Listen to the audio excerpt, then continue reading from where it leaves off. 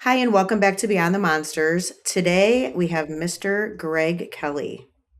Welcome. Hi, thank you, thank you. Yeah, I'm very excited to be here. Thank you for having me. It's a privilege.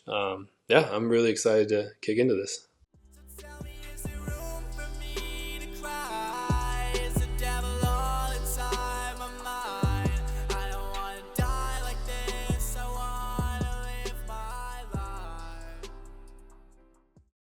All right, the floor is yours, or the screen is yours, however we want to say it today. Okay. Um, okay, so what's up, everybody? My name is Greg Kelley, and man, I don't even know where to start. I've, I'm a father, I'm a husband, I'm an athlete still.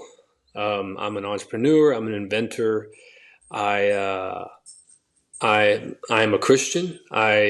Um, I've learned a lot in the 31 years I've been on this earth, and several of those years being in a nightmare that I didn't ask for, nor did I ever think I would wake up in. For a total of 6 years, 3.5 of those years wrongfully incarcerated in the Texas Maximum Security Prison for probably the worst thing you could go to prison for, which is sexual assault on a child. And so defending my life every single day was something that I thought I would have to look forward to. And I did have to defend myself on many occasions for what the state of Texas painted me to be. And it took a total of 6 years from the false accusation that happened just when I was 18 years old. And then I didn't get fully exonerated and vindicated until I was just turned 23. So yeah, I've got a whole story to unpack: the good, the bad, and the ugly. For sure, for sure. How do you feel about starting like high school and you're this football star? Life is probably great at that point. Moving Hmm. on up, you people are talking about that you're going to end up in the NFL. You had a scholarship. All these things are going on when you were just 17, right? Yeah, so I grew up, I grew up with older brothers. I grew up with a mom and a dad that were hardworking. And I was thrown into sports at a very young age. And some people have their thing, right? Some kids are band kids, some kids are theater kids. I was that kid who loved to play sports. And I grew up with challenges in academically. I grew up with dyslexia. I was held back in the first grade because I couldn't read or write very well. So I talk a lot about this in the memoir that I'm writing, and how it shaped me mentally, getting into sports, and how much of an outlet that was.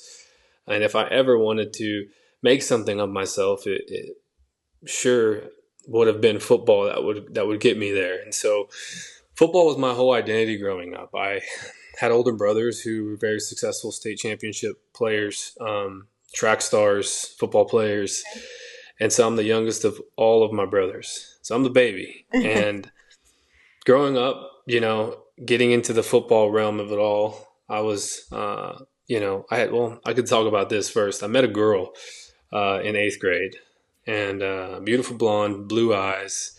She's a phenomenal dancer. She was the hottest stuff in all of school, and everybody wanted to date her, including me.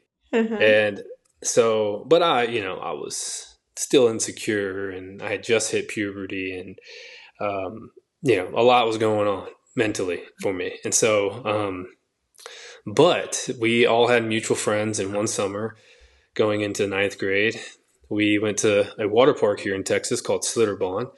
Okay. And even though we were friends, I ended up tackling her in the wave pool, and, and then she liked it, and They always I say when did. boys pick on you, they like you. Yeah, Uh-huh. usually when guys tend to try to roughhouse with you, that's their love language towards you, Yeah. especially football players, right? That's all we know is to be a contact, contact sport. And so, yeah, I ended up, tackling her in the wave pool. She liked it. She knew I was flirting with her, and from there on out, we just started texting and calling and hanging out with each other more. And from there, I asked her to be my girlfriend freshman year.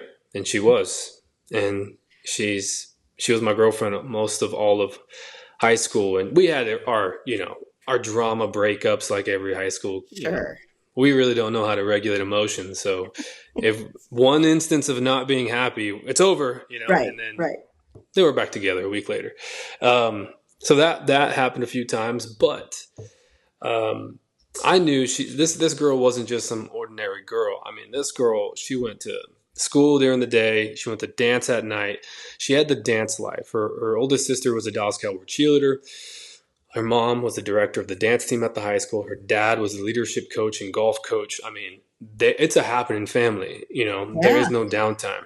There's no downtime. So I knew that I was dating a go-getter, and it kind of encouraged me to be a go-getter because that's what she was looking for too.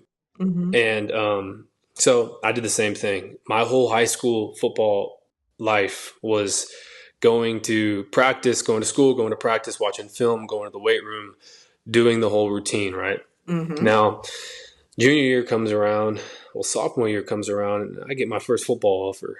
And I'm dating Gabri, my girlfriend, and everything's going great. And I'm destined now to go play college football. And I am doing better in school, but I knew that college was only going to be a possibility in reality to me if I got a full ride scholarship. So the first one came my sophomore year, and then more came in throughout the year. And then junior year came around. It's the summer going into my junior year. Something devastating happened with my mom. And again, my mom and dad were taking care of me. I was the only one left in the nest. All my other brothers had already they graduated and going off to college. Okay. So my mom ended up developing brain tumors. And and for the longest time, we're trying to figure out if they were cancerous or not. They weren't, but they were growing, and they were going to start disrupting her hormones, her emotions, her vision, everything that's going on in the brain. And they're just pea-sized though. And so, but she's very lucky she caught them early, because she started having the emotional mood swings and stuff. And she started just becoming someone that wasn't her. And so, we went to go to the doctors, and they told her that we need to operate on these immediately, and it's going to take her out of work for 6 months. I mean, it's a lot of damage that's about to be done to your head, to your brain. Yeah, sure. So my mom, then we found out that there was a chance that there's a good chance that she would lose the sight in her right eye because of the operation. Mm-hmm. That wasn't good because it was so close to the optic nerve. And so the surgery happened going into my junior year. And at that time, I was really good friends with a buddy of mine. His name's Jonathan. And he was kind of like my backup in football. We did everything together. He was considered like my little brother. We even look alike. People always confused us with each other. And he was a good kid at that time. And I had been all summer long, us kids during the summer, we all hang out in each other's house. Mm-hmm. I was hanging out at his house a lot. Me, my friends, him. And when my mom went to go to surgery, I ended up spending more time there during the summer. Okay. And then something happened shortly after that. My dad had a massive stroke. Oh. And so now my mom's out of commission. And now my dad is out of commission. And so both of my parents now are going through some really tough stuff. And now as a kid, as a 17-year-old, I don't know how to process this stuff. Of course. Yeah. Like I look at my parents as like superheroes. Even my mom. My mom is a workhorse. My mom is so tough. She's tough as nails. And I get an offer from Jonathan's mother to live with him in their house. I'm already there almost every day during the summer, and it's right next to the high school. Why not? Right. Until my parents get better. Mm-hmm. So I end up moving in with them. They were very welcoming. I'm in that house all my junior year. And now like football is getting super serious. I'm getting better offers. I end up committing to a college, the University of Texas, San Antonio, to play football after being recruited by them. This is where I wanted to go. And from there, my mom was getting a little bit better. I was going out with Gabriel still. Everything was going good. But I noticed something was happening with Jonathan, my best friend, almost like my little brother. He ends up getting more in trouble with drugs, bringing weird people over to the house. Again, this house is like Grand Central Station. People are in and out all the time. So from there, Jonathan ends up, doing something really crazy and bringing some hard drugs over to the house. And I remember his mom getting really angry at him and punishing him. And and then I have a talk with him. I said, man, what's going on with you? Like, this is crazy. This is not who you are. This is not who my little brother is. And he just was real standoffish about it. He's going down a really dark path, and now he kind of doesn't want anything to do with me. So I always got on his butt all the time. I actually cared for him. Right. And so my mom ends up getting better, and I remember calling my mom. My dad's still tough. I mean, he's in a really tough place. He's in a rehab facility trying to get better, but the stroke just really did a number on him. Mm-hmm. I call my mom and I tell my mom, I got to get out of this house. It's not a good place for me. There's a lot going on here that I'm not comfortable with. There's a lot of, Jonathan is involved with some people that are doing and selling drugs. And I know where I want to go in life. And this is not where I need to be. Right. That's definitely not it. So I end up, telling my mom all this, and she says, okay, well, I'm going to be home in a few weeks. Just come home. And so before the summer, right, like late spring, I end up moving out. And this is in 2000 and, oh, I got to get this right because I got so many dates in my head. Sure. This is in 2013. Yeah, okay. 2013. Okay. So this is in 2013 and spring of 2013. Okay. I ended up moving out, and I ended up moving back into my home with my mom. And she's doing better. She's doing a lot better. She doesn't have her right eye anymore. It's gone. I mean, it's there. Visually, it's gone. She ended up losing it in surgery. Okay. My dad's still in rehab. He's in a rehab facility. And the summer's about to start. And this is the summer going into my senior year. And I was about to, I had already played varsity football. Had a great junior year. I had already committed to go play college football. I just need to finish out my senior year and have a great year. But I knew that if a bigger college was going to come and offer me my senior year, which they would because I wasn't the 5-star athlete in Texas, I was a 3-star. The bigger schools go for the 3 stars when they're a senior. And so I was waiting for like a UT Austin to come in, the Longhorns to come and offer me because I would 100% decommit from UTSA and go to Texas. That was my goal when I committed to UTSA San Antonio, right?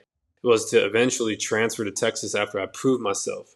So I had that whole plan involved. But I ended up moving in with my mom, back in with my mom, and things were going good. And then one day after a summer workout in summer strength conditioning, I get a call from my brother, Marlon.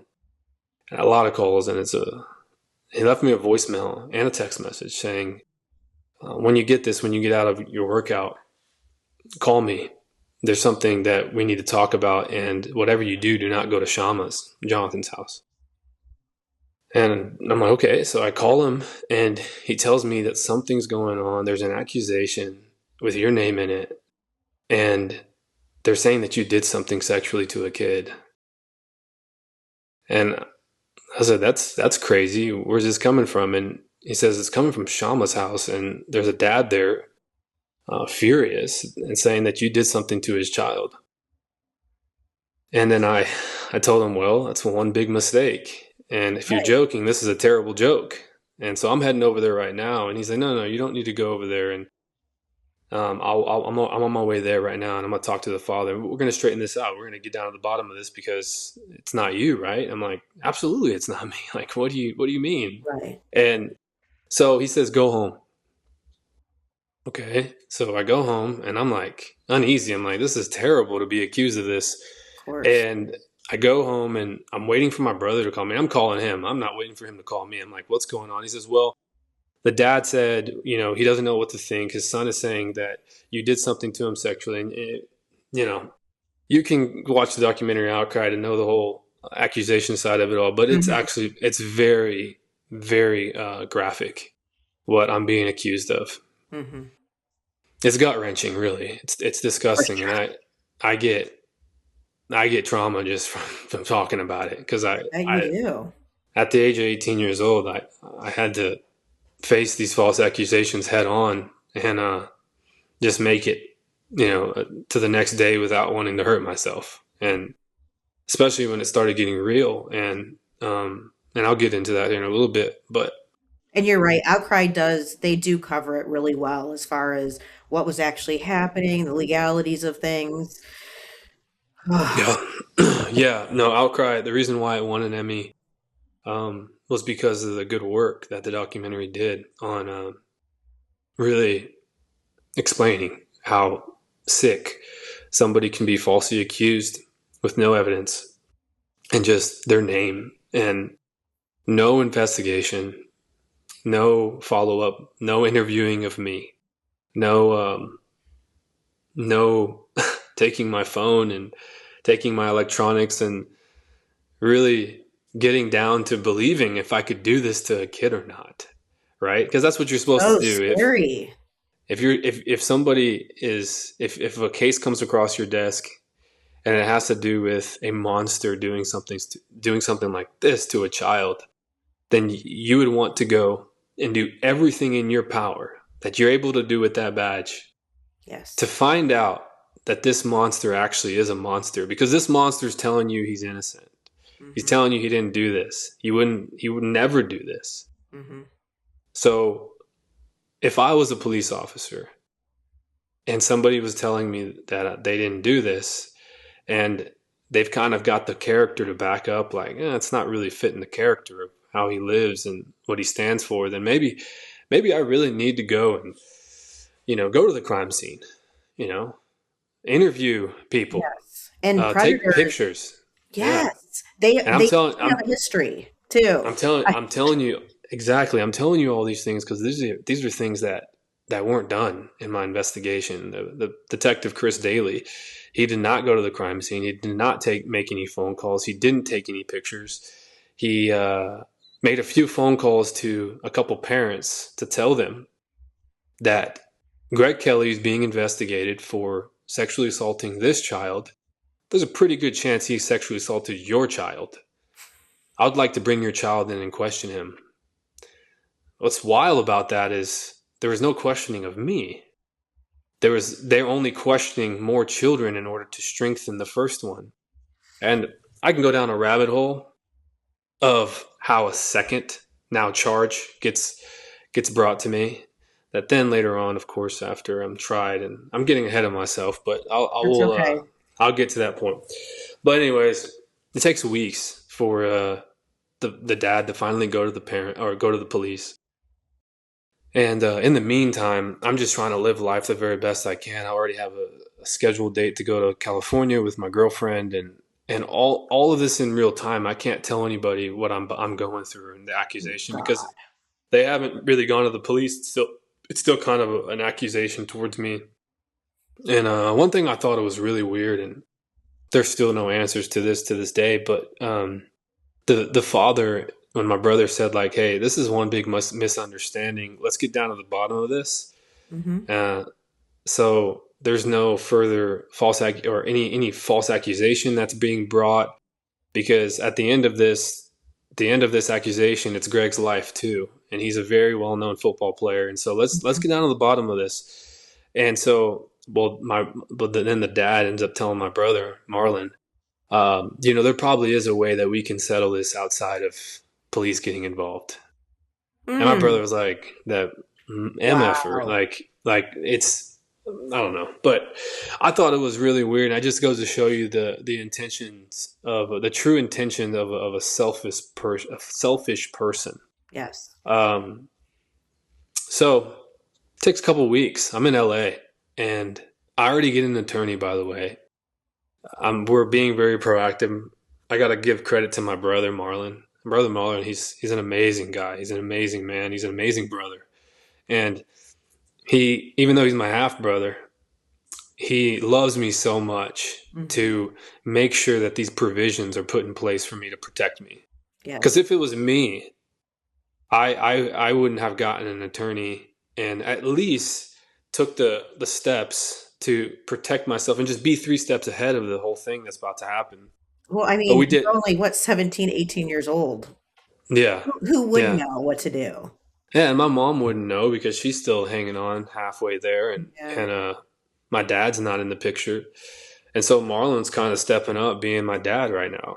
Mm-hmm. And so, I'm in LA and nobody knows anything. It's not on the news, right? It's just kind of still behind the scenes of what's happening. But it feels like a dark cloud still over me because I'm being accused of something like this.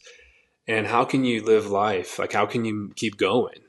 So I'm constantly just losing sleep. Like, this needs to get cleared up, especially before the season starts. So I'm in LA and we're actually there for the ESPYs in 2013. And I can't tell my girlfriend and I can't tell her parents what I'm going through right now. And it's eating at me.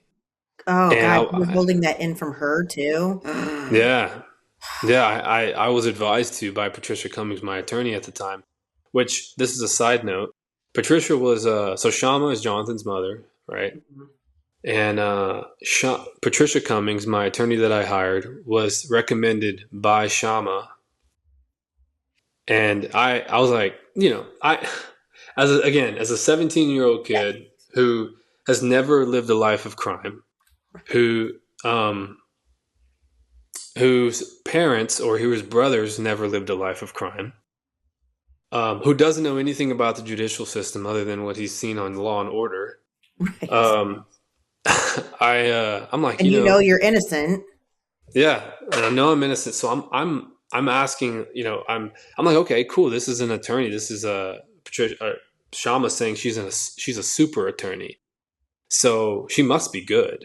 And she's, attorneys get these kind of, accomplishments by certain things, and apparently it doesn't mean as much as good as it sounds. But she's a classified super attorney, so she must be good. So I'm going to hire her, and so we hire her on retainer to just advise me moving forward. And so I did not know at the time, and I do now. And it took me years to figure this out, that we had to find out.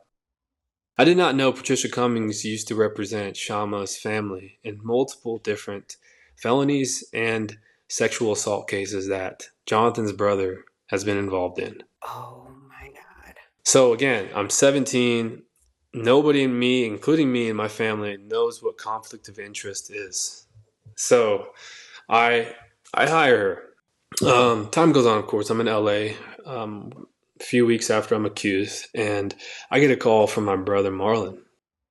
And he said, I stepped out of a restaurant that we were in, and Gabriel thought, to this day, I'm writing my memoir right now, and I'm almost done with it, but there's a specific part that I put in my memoir of that scene of where I'm in the restaurant having dinner with her and her family, and I get a call from my brother, and he tells me to, hey, get a loan real quick, and I have to make up some type of thing, how I'm going to excuse myself from this table and go outside and take this phone call from my brother. And I'd say like, hey, my mom's not feeling good. I'm going to go talk to her. I remember that was the excuse.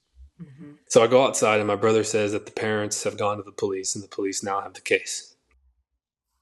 So, immediately in my head, I'm like, good, I guess. Like, we're going to get down to the bottom of it. This can be over, right? I'm like looking at the bright side, like, heck yeah, let's go then, It's going to get all cleared up. Because, we live in America, man. Like, if we should trust our judicial system. If you're an innocent person, you should trust our judicial system to carry out due process, to act and serve in liberty and integrity and justice for all. And part of that is, if you're innocent, then we should have the confidence within us. And to this day, I'm telling you this right now, I do not trust police 100%, because And the reason why I say that, and again, I'm not anti-cop and I'm not anti-law enforcement. I love law enforcement. I love what they do. But if you're carrying the badge honorably, and we have this human condition, this is why it's deep in my faith so much. And this is because I've woken up to it. I've seen the most evil side of the world. I mean, prison is a world inside of a world. I was in there for years. And I was around people who were sick, who were evil, who have killed multiple people and can smile about it. I've looked at a man directly in the eyes and I saw Satan himself. So what I'm telling you is we don't battle just against flesh and blood. We battle against spirits and higher realms than us, because I lived with those guys. I lived with people that were possessed with those things. And isn't it you won't- true? Yeah. Sorry, isn't it true in prison too? If you have a charge like that, like a sexual assault or anything like that against a child, that they hone in on you more, like to go after you. Yeah. Is that true Yeah. or no? No, it is very true. Okay. And in most cases, that's the truth. In most cases, what you see in Hollywood and what you see in the movies, it's very true. Now, small little things can determine if it's going to be your reality every single day, or if it's just something you're going to need to confront occasionally. And so for me, I was on a maximum security unit. And again, I'm getting ahead of myself, and I'll dial it back to what we were talking about. But I was in a maximum security unit where it was kind of a medium violence. And I'll tell you how I kind of set myself up to get on that unit. And it was the advice from an older inmate in the Williamson County Jail that told me to sign up for college. And I'm glad I did, because it put me on a unit where a lot of people are there to advance and better themselves and to go get educations. But then again, it's also a unit where it's an ex-grad unit, which is an ex-gang affiliated unit, which means it's a unit where a lot of these inmates who got caught to be gang affiliated, they went to segregation, they went through a program to de-affiliate from their gang, and then they get spit to kind of like a safe haven type of unit where they don't have to get peer pressure to get back into the gang. So you got a lot of these inmates coming straight out of segregation, that grad program, onto this unit, but like they signed a paper, they did a 1-year course and signed a paper saying they're never going to gang affiliate again, but mentally that's all they know. So I'm on a unit where, again, there's ex-gang members on it who feel a certain way, of course, about somebody with that type of conviction and charge. And I think on a human level, we all feel that way. You know, we all feel that way. I mean, when I still to this day, you know, being on the side of being labeled something and being deemed guilty right off the bat, I'm very, very slow to judge. I'm very slow to judge. When I see mugshots of people with charges that I once were charged with and I was on the news for, that were right next to my face. And knowing that you're innocent and you're being painted that, it's the worst nightmare that anybody could ever go through. I mean, again, I'm speaking only on personal experience, because I don't know what it feels like to have cancer and know that I have a terminal cancer and know that I'm about to die, right? But I do know on one point that at one point in my life for many years, I didn't know if tomorrow I was going to get killed for what I was in there for. So yeah, there's levels to this thing. And so back to what I was saying, yeah, it's very possible that you can I've had to defend myself a lot. Let's just say that. I'm very fortunate that I wasn't stabbed or I wasn't hurt as bad where my life was threatened in that way. Right. But there was people that have tried to fight me and that have tried to test me, and that have called me the worst things possible that you can ever be called.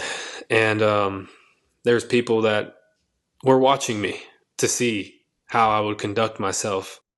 And what has stuck with me and that I've had to really work through a lot was seeing other people in there for what I was in there for killed. And I had to witness it. And one of them and two of them really were on my cell block.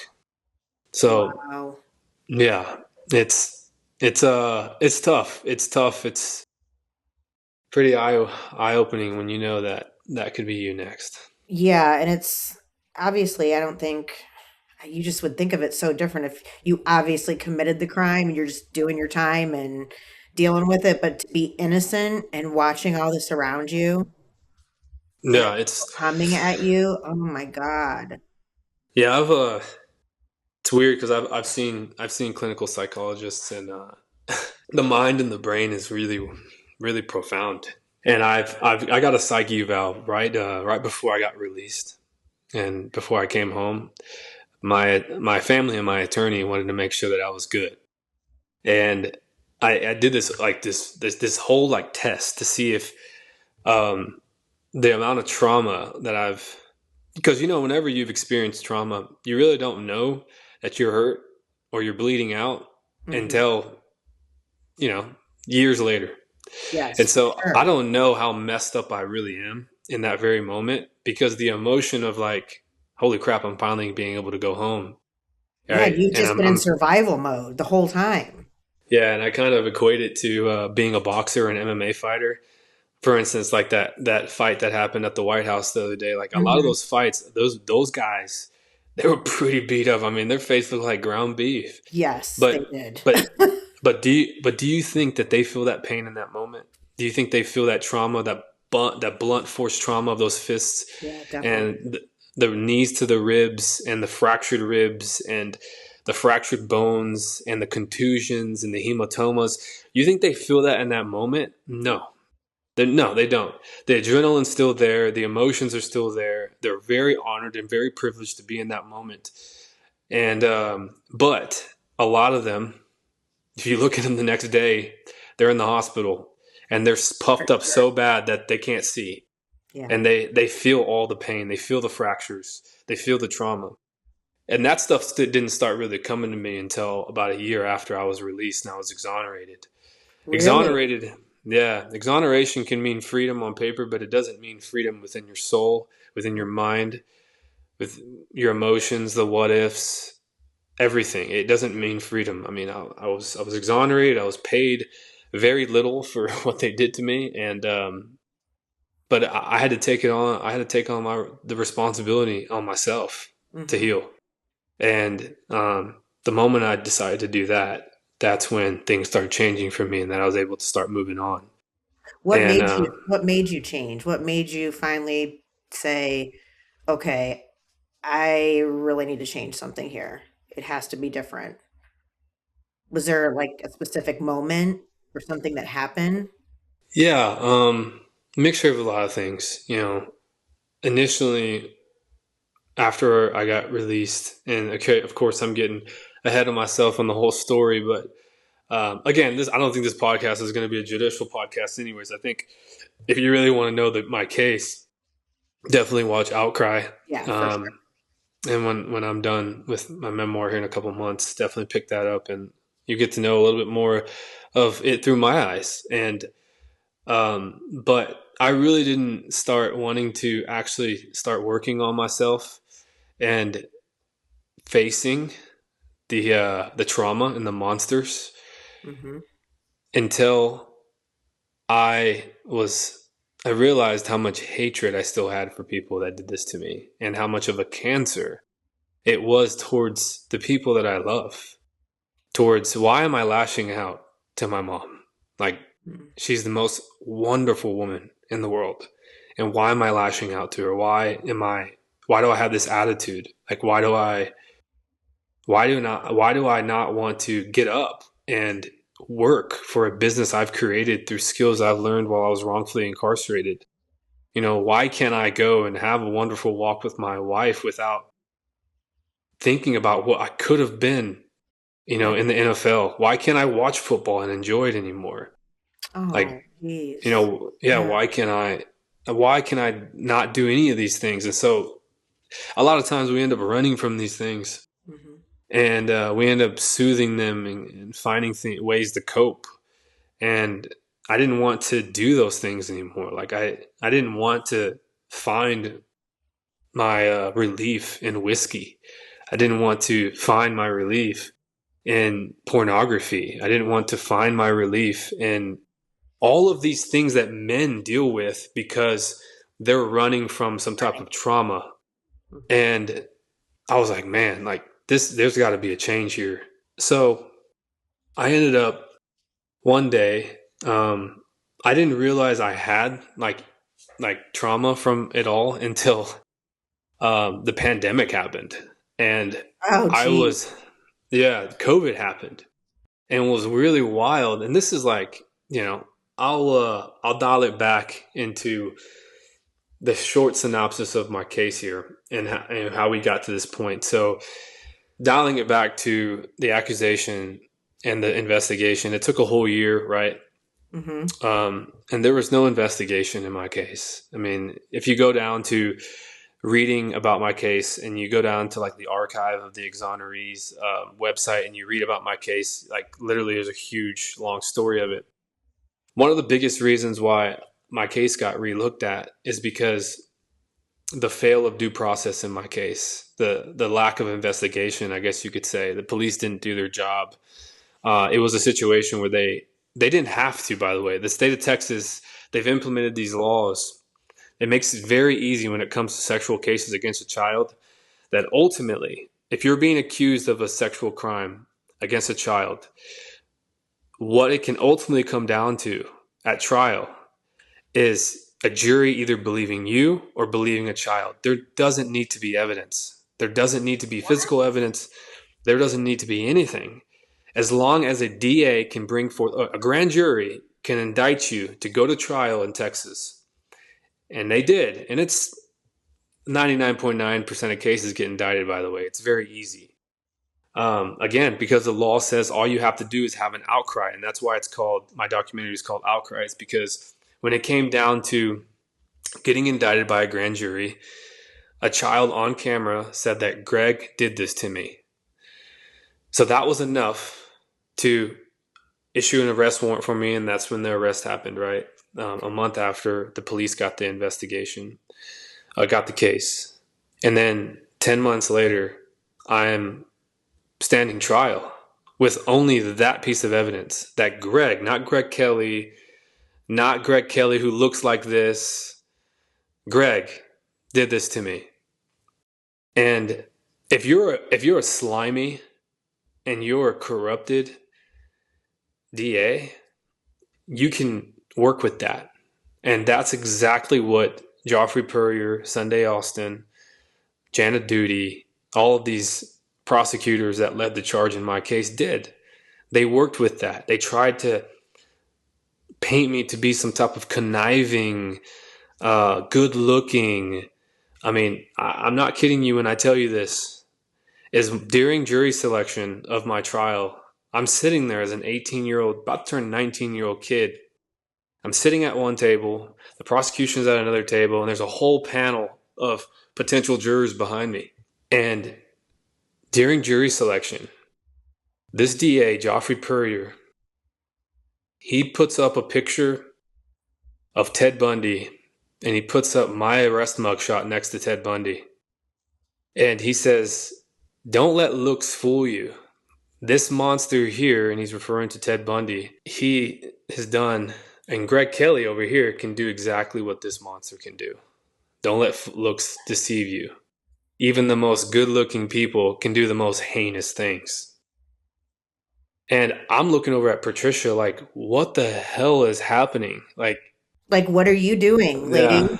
Like, Yeah, and she of course objects, but I mean, you can't take back what they just heard and I saw. don't care what anybody says. They can object and do all that, but once they hear it, they hear it. They're going to remember it. Exactly. Yeah. Exactly. So And they're going to like have that vision in their head that he just portrayed.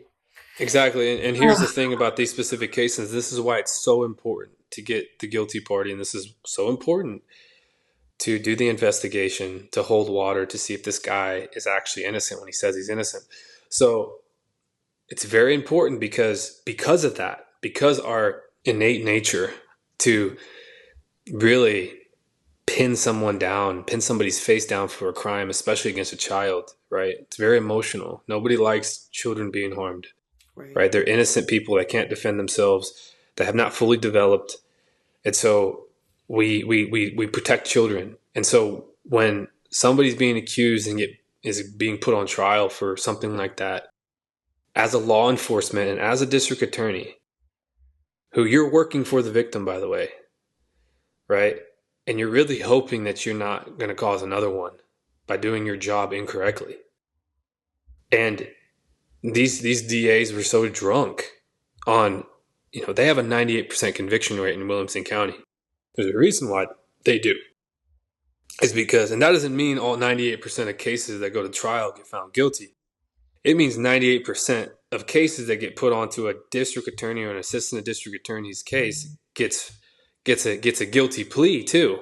Wow. So what that means is, of course, as jury selection ends, I'm in a courtroom like a side room of the courtroom with my mom, and I'm sitting there wondering what's about to happen next. And I kind of have a feeling I know what's about to happen because my attorney instructed me, but she walks in and she says, "Hey, this is going to be really hard to say, but they want to make a plea deal with you so you don't have to go to trial."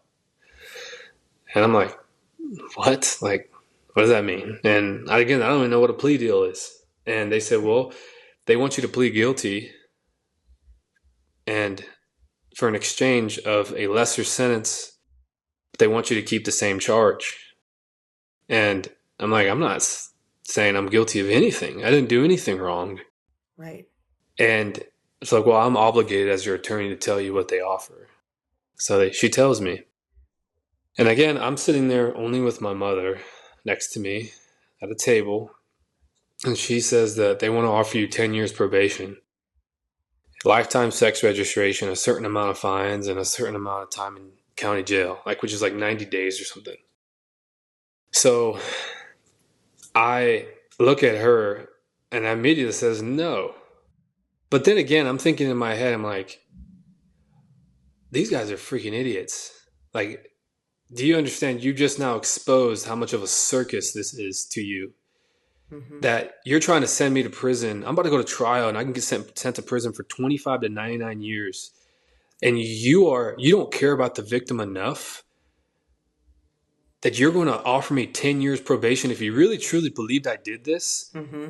What's up with this 10 years probation crap? That's not justice for the victim. You apparently think I did this. I'm thinking in my head, I'm like, these guys are freaking jokers. They're stupid. Right. Like, they don't care about justice. Mm-mm. Because if I was on the other side of that and I was that child's father, if anything happened to my little girl, man, F the 10 years probation. Now that guy's going to get the minimum of 25 off of that, and I'm thinking that way now because I'm a dad. Right. But at the time, I'm like, I tell my mom, I says, Mom, they're just playing around now. Like they just want a conviction. And my mom starts crying. And it's really hard. And so I can't really deal with it very well. Mm-hmm. And so I get up and I say, I need to take a piss. And so I get up and I go to the restroom just to breathe for a second. Something happens in that very moment. And it's very pivotal for me as a man, as today, as a man, and how I've chosen to act and carry myself from there on out. Because I truly believe, and I've attended a lot of men conferences before, and I've got to tell this story a lot to a lot of guys who are kind of struggling. They're trying to find their way, and they're trying to find out what manhood is and what truly manhood is. Because on social media, we think a lot of these bozos and these weirdos, they think manhood is, being on a yacht with a bunch of, girls that need to wear more clothes, and that's not a man. And they think a lot of men are guys that need to, millionaire by 30, make all this money. But at the same time, it's at the cost of actually being present for your family, and you're most likely neglecting your wife. And that's not a man either. Or be a man, just bottle up your emotions and don't talk about it. That's not a man either. But I remember something happened my sophomore year. I went to Kohl's with a couple of friends of mine. I thought were friends of mine. And we ended up doing something very stupid. I ended up swapping out my shoes for some new shoes in the shoes department store and thinking that I can get away with it. And I had never stolen anything in my life. And this is just a perfect example of who tell me who your 5 friends are and I'll tell you who you are in 5 years. And that is a lesson I'm going to teach my daughter Mm-hmm. about picking your friends wisely, right? And so I was hanging out with some people that I stopped hanging out with after that night, after we got caught swapping out the shoes in the Kohl's department store on screen. The loss prevention, before we walked out of the store, snatched us, said, no, come over here. We know that you swapped them out. We're going to show you. We already called the cops. They're on their way. And like, I'm panicking because I know that like I'm pretty good at football and this is going to cause an issue. And I'm like, Sure. immediate guilt, like immediate shame. And then I'm like, I'm not even scared of the cops. I'm scared of my dad. And because of my dad, then the next person that they're going to call or allow me to call is my dad. So Mm-hmm. I called my dad and I tell him what happened. I remember like he didn't even say anything. He just said, I'm on my way. And as You're he's like, on oh his way, I'm sitting, I'm like, man, this guy's not even saying anything. He's about to whoop my ass. God. And so like he's just saving it. I'm sitting on the curb and the cop is talking to me and I'm just like bawling, crying. And I'm like, man, this is not who I am. I'm really sorry. I explain who I am. And the cop, my dad ends up showing up. He pulls the cop and says, hey, let me talk to you for a second. They're off in the distance of the parking lot. And they're talking. And I can see both of them looking at me and then glancing at each other, looking at me. And I'm just crying. And I just like, my dad ends up walking back to me. And I'm like, I'm sorry, Dad. I'm sorry. And he's just like, go talk to this police officer real quick. And the police officer tells me, he says, you got a good dad here. I'm not going to I'm not going to take you to jail tonight. You should, because the shoes you end up trying to steal were $70. And that's enough to take you in. But he told me that you have a future and that you're a great football player and you're a good kid. And you're just, wrapped up in the wrong crowd. So I'm going to let you go here. And what really haunts me to this day, and I hope I get to see this cop one more time in my life. But he says, if I ever see you in trouble again, you're not gonna get let go again. Like Right. you're gonna go to jail. So like I'm thinking in my head, I'm like, man, here I am getting falsely accused. I'm all over the news. I wonder what this guy's thinking, Right. And so, anyways, I go home that day, and my dad's driving us home, and I'm just. My friends got picked up by their parents, and it's just me and my dad. And he's up. I'm not kidding. I just swallowed a fly. Yeah, there was something that flew by, and I'm totally laughing with you, not at you. did you see that? You got to I rewind didn't that. see it. I just will felt laugh. it hit the back of my throat. Oh my gosh, that was We nuts. can tell Kenna to take that out, or we can leave that in. That might have been a mosquito. Oh. I was wild. Oh, I was like, I gotta gather myself. Man, that was wild. I've never done that before. I was going to say, I don't think I've ever done that one, but I'm sure it's coming someday. All right, we're back to it. Oh, goodness. So I got goosebumps because that was gross. That was wild. Okay, keep that in the pod. Okay, we can totally keep it. No, that's fine. All right. So we're driving home, and my dad is just upset. He's quiet, and that's how I know he's upset. And it's just real quiet in the car, and like you couldn't cut the tension with a knife. I mean, it was so tight. And I remember just saying like, Dad, I'm sorry. Like, I'm sorry. And then he didn't say anything back to me. And he pulls over the truck, and he looks at me, and he says, son, I'm not going to raise my voice at you. I'm not going to do anything because this is a very serious moment. And I don't want my emotions to get involved. So I'm going to tell you right now, I'm going to ask you, what type of man do you want to be in this world? Because if tonight doesn't wake you up, then you're going to be a loser in a couple of years. You won't stand for what's good and right. You won't stand for the truth. You'll disappoint everybody that loves you, and you'll disappoint yourself. And I'm just like, I don't understand what he's saying. Like I'm a kid, and like I haven't lived enough life to see people mess up. I haven't lived enough life to know what a loser looks like, because my dad's not one. Right. And my mom's not one. My brother's not one. But my dad has lived enough life to see what a loser is, and he doesn't want that for his son. So he asked me, what type of man do you want to be in this world? And you need to make that decision before I start driving again. And I said, I want to be a good one. Like, I want to be a good man. And he says, okay. So he starts driving. Of course, I'm grounded. He doesn't need to say it. I mean, I'm grounded for several weeks, You're like, I'm not even but asking for how long, because I know I'm in trouble. but my dad, yeah, but my dad he could have done a lot of things. Like, he could have raised his voice. He could have yelled at me. He could have cursed at me. He could have told me how much of a dumbass I am. He could have done all these things that I expect. But it's the thing that I remember as I'm taking a piss in the Williamson County Jail, the very moment that I remember, and I see in the mirror, I see my dad. And he ends up asking me, as I'm after taking a piss and washing my hands, and I'm about to go make a very critical decision that determines the rest of my life. He asks me in a mirror what type of man I want to be in this world. Because I could go and not stand up for what's right and what's good and what's fair. And I could go and lie and say I did something that I didn't do and take the easy road and take 10 years probation. And it would, of course, alter the rest of my life. I don't know if my wife would be my wife. I don't know if I would have this little girl that is the most important thing to me in the world. I don't know if I would have any of this stuff, because I would be in probation for the rest, for 10 years. And I would have this conviction. I would be a registered sex offender. For life, right? It would eat at me. I know who I am. It would eat at me until I probably put a gun in my mouth. And yeah, I mean, every job that I wouldn't be able to get, everything. And all I needed to do was just stand up and do what's right, no matter the cost. No matter the cost. And that's the thing about doing what's right and good, is it's very easy to say it, but there's severe consequences to doing what's right and good.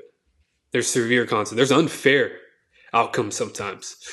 When a police officer gets killed and is in the line of duty and saving someone, or a firefighter gets killed in the line of duty while saving somebody, when a soldier gets killed in the line of duty for protecting his country, they're doing what's good and right. But sometimes the consequences to that are unfair and a life is lost. And I didn't know any of this stuff. I just knew that I didn't care about the consequences. I made a promise to my dad that I would be a good man. And so, yeah, I went back and I told them that I'm not going to take the 10 years probation. And then they came back with a 5-year probation deal. And so I'm like, then that's when I told Patricia, and I looked at my mom. My mom's breaking. She's like crying. And I asked my mom why she's crying. And she said, Mijo, my mom's Hispanic. She said, Mijo, if you get sent away, I don't know what they're going to do to you in there. My mom's thinking, she's a mom. I mean, I don't blame her. It's a mom. She wants to protect her child. And so I don't hold that against her for being vulnerable in that moment. She was telling me to take it. She was telling me to take 5 years probation. And then there's a time in men's life, and I know this, is when you even have to put your foot down against your mom, because again, your mom is only looking at you as her little boy. Mm-hmm. But my mom doesn't run my life. I do. And so, and I'm speaking to all the mama's boys out there that probably still live with your mother and you're an adult. Yes. And I'm just kidding about that, but I'm for real. Kind of, right? But that's an example, is that like sometimes there's a point where like you need to put your foot down as a man, mm-hmm. and go against everything that you think is the easy way, and you gotta say no. Yeah. And man, at this point, I just went all in. I just said no. I told Patricia I don't deserve anything less than freedom. That's the simple truth. What was your girlfriend? What was she saying at the time when this was going on? I'm glad you asked that because that's exactly what I was going to next. My decision wasn't really that hard because Gabriel, my girlfriend, by the way, I didn't touch on this, and we could have this podcast for hours, but my daughter probably wouldn't let me. But I called her when I got offered that 5 years probation, and Gabriel, she ends up saying no, don't take it. Like Gabriel is as ballsy as I am in this moment, which is very surprising. and I'm glad because I think at that moment I never wanted to marry anybody in my life. And I was like, man, if I get through this, you are my wife. And like, cause it's just like, man, it's like Gabriel's like so there's a passage in Proverbs in the Bible. It's Proverbs 31. And it's like the good and noble righteous wife passage. And it's very beautifully put. And it gives a description of a courageous, noble, loving, supportive wife. And a lot of men who have deep faith that live by this as a training manual of life, they look at this passage and they're like, I want that as a wife. Like, why can't we have that? Why can't there be that as a wife? You know, I need that. I'm willing to do anything as a man for his family, but I just need this. I need this supporter. I need this person that will stand by my side and conquer the world with. And I didn't know what a Proverbs 31 wife is until I was in prison. But like, and when I read it, I just thought of Gabriel. I just thought of her all the time. But she told me not to take it. Okay. And of course, it influenced me to say no, one last no. They didn't come back with another offer. They said, okay, we're going to trial. So we go to trial, and the trial lasts, 5 days. And you can watch the documentary and watch the details of that trial. It's very long. Mm-hmm. But I was ultimately convicted solely on the testimony of a child that Greg did this. Not Greg Kelley, Greg. And there was a lot of unanswered stuff because there was no investigation, right? There was no investigation. So how can you have a trial with no investigation? But in the state of Texas, you can, and that's why my case is as crazy and has reached millions as it did. Because I think a lot of people at the end of the documentary, they get left walking away after watching 5 episodes with telling themselves, holy crap, this could happen to me or the ones I love or my son or my brother or my husband. Like if it happened, if it went down like that, I mean, oh, that affected me for like days after watching it because we binged it. But oh God, I was so sick to my stomach and just thinking, we have so many people on the podcast who are from Texas and they're so shady in the family courts. Like even like when things are like reported, like what happened with you, and it's legit a family member, a dad or a mom who have done those things. It makes no sense looking at yours, and with them, they all get away with it. Some of these kids end up dead because the courts didn't listen. But then here's you, completely innocent, and they're just trying to hold you down to all of it. That is so scary. Yeah, it is scary. Sometimes I think back, I'm like, I can't believe this happened to me. Hindsight's always 20/20, and so I do a lot of reflecting right now because I am finishing this book. But if I'm not careful, I can get in my own rabbit hole of why didn't they do this? Why didn't they do that? Yeah. And, it's boiled down to a lot of explanations on how and why it happened the way it did that I believe. And again, I just think it's a very poor training when it comes to specific departments. Mm-hmm. It's a lot of egos. There's a lot of egos in my case. If you didn't realize with the police chief and the Sean Mannix, the guy who backed his own police officer for the investigation he did, and then goes on and after the trial, of course, I get found guilty by a jury of my peers solely on the testimony of a child. And yeah, I get sentenced to 25 years in prison day for day. And shortly after that, it's just I'm just now walking into a new nightmare. I mean, really, the nightmare just started. I felt like I was kind of walking towards that door. Mhm. I was really walking towards two doors. I just didn't know. I was presented two doors, but I didn't know which one had me walking away not guilty, and the other one was me walking into a maximum security prison, and I had to choose a 50-50 chance, and I rolled the dice to go to trial, and I ended up losing, and that was really hard because all hope felt like it was lost by in that moment. I didn't know that we could do anything. I'll never forget your face and your reaction and outcry when they said guilty. Yeah, I kind of knew. I talk about this too deeply in my book, but I knew that they were going to deem me guilty before it actually happened, and it was because it was probably a minute before. It's because three bailiffs came out of the juror room right before the jury went into the jury box, and three bailiffs came and stood next to me. And I'm not dumb.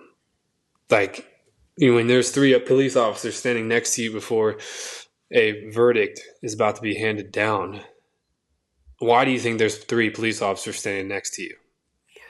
So that was kind of the first taste of like, I know things are about to go south here. So I'm like, my heart's beating.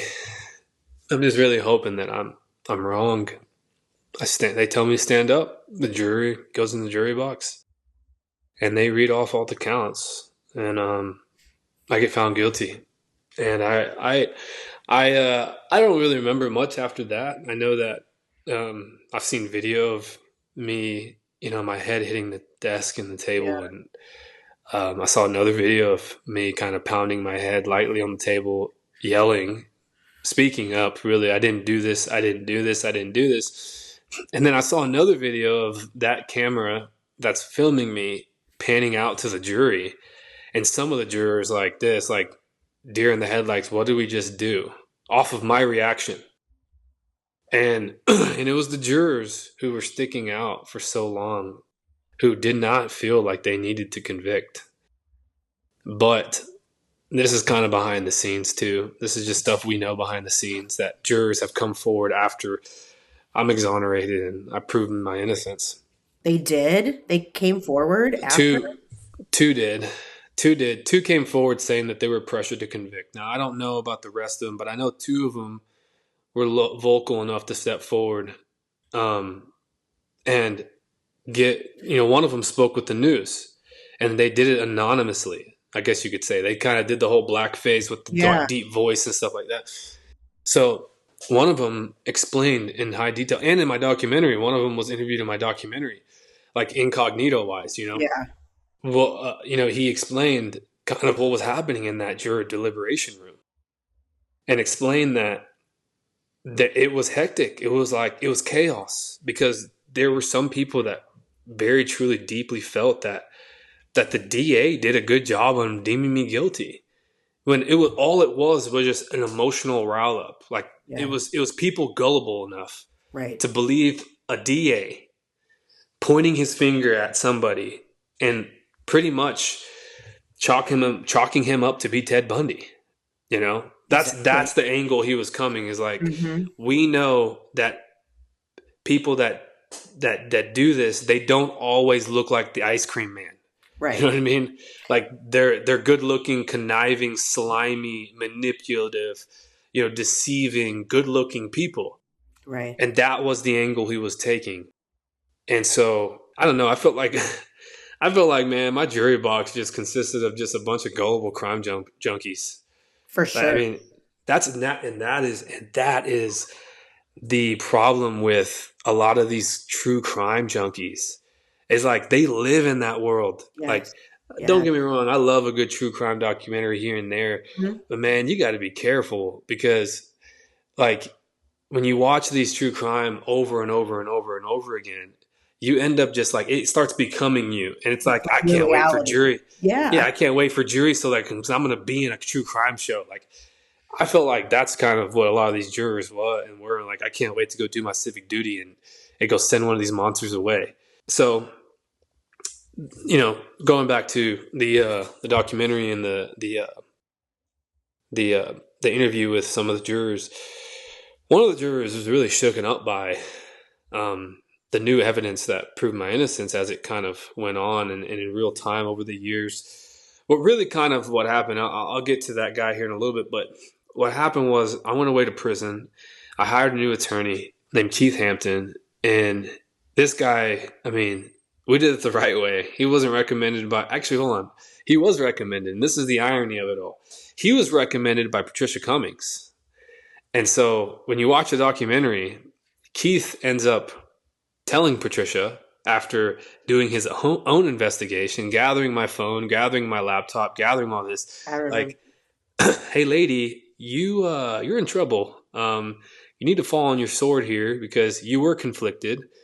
And two, you were ineffective.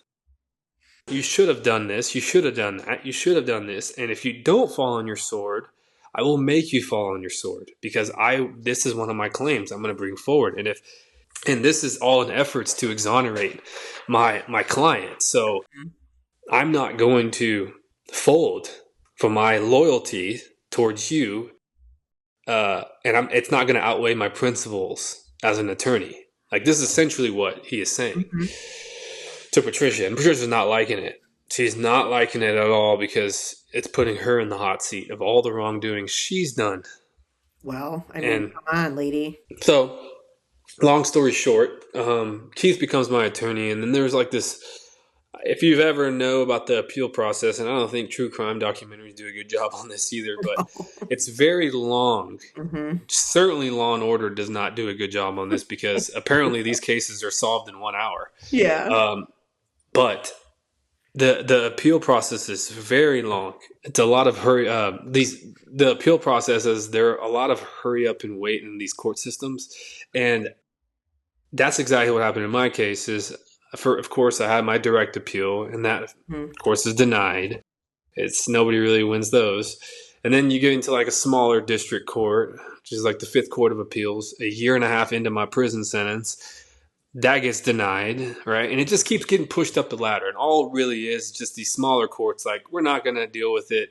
Off it goes up the ladder. Right. And so finally, I'm kind of getting to the second to last chance at an appeal decision.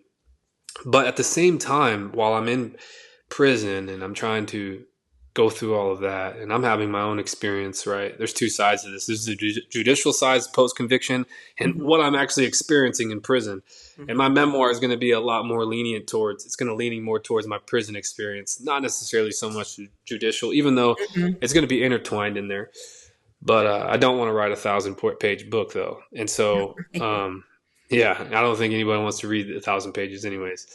But in real time, like, I get denied the Fifth Court of Appeals a year and a half in. And I will talk about this one specific time in prison. So like in that time, I hadn't really been like targeted a lot for what I was in there for. There's a few fights here and there. There was a heart check. I don't know if you're familiar with what a heart check is.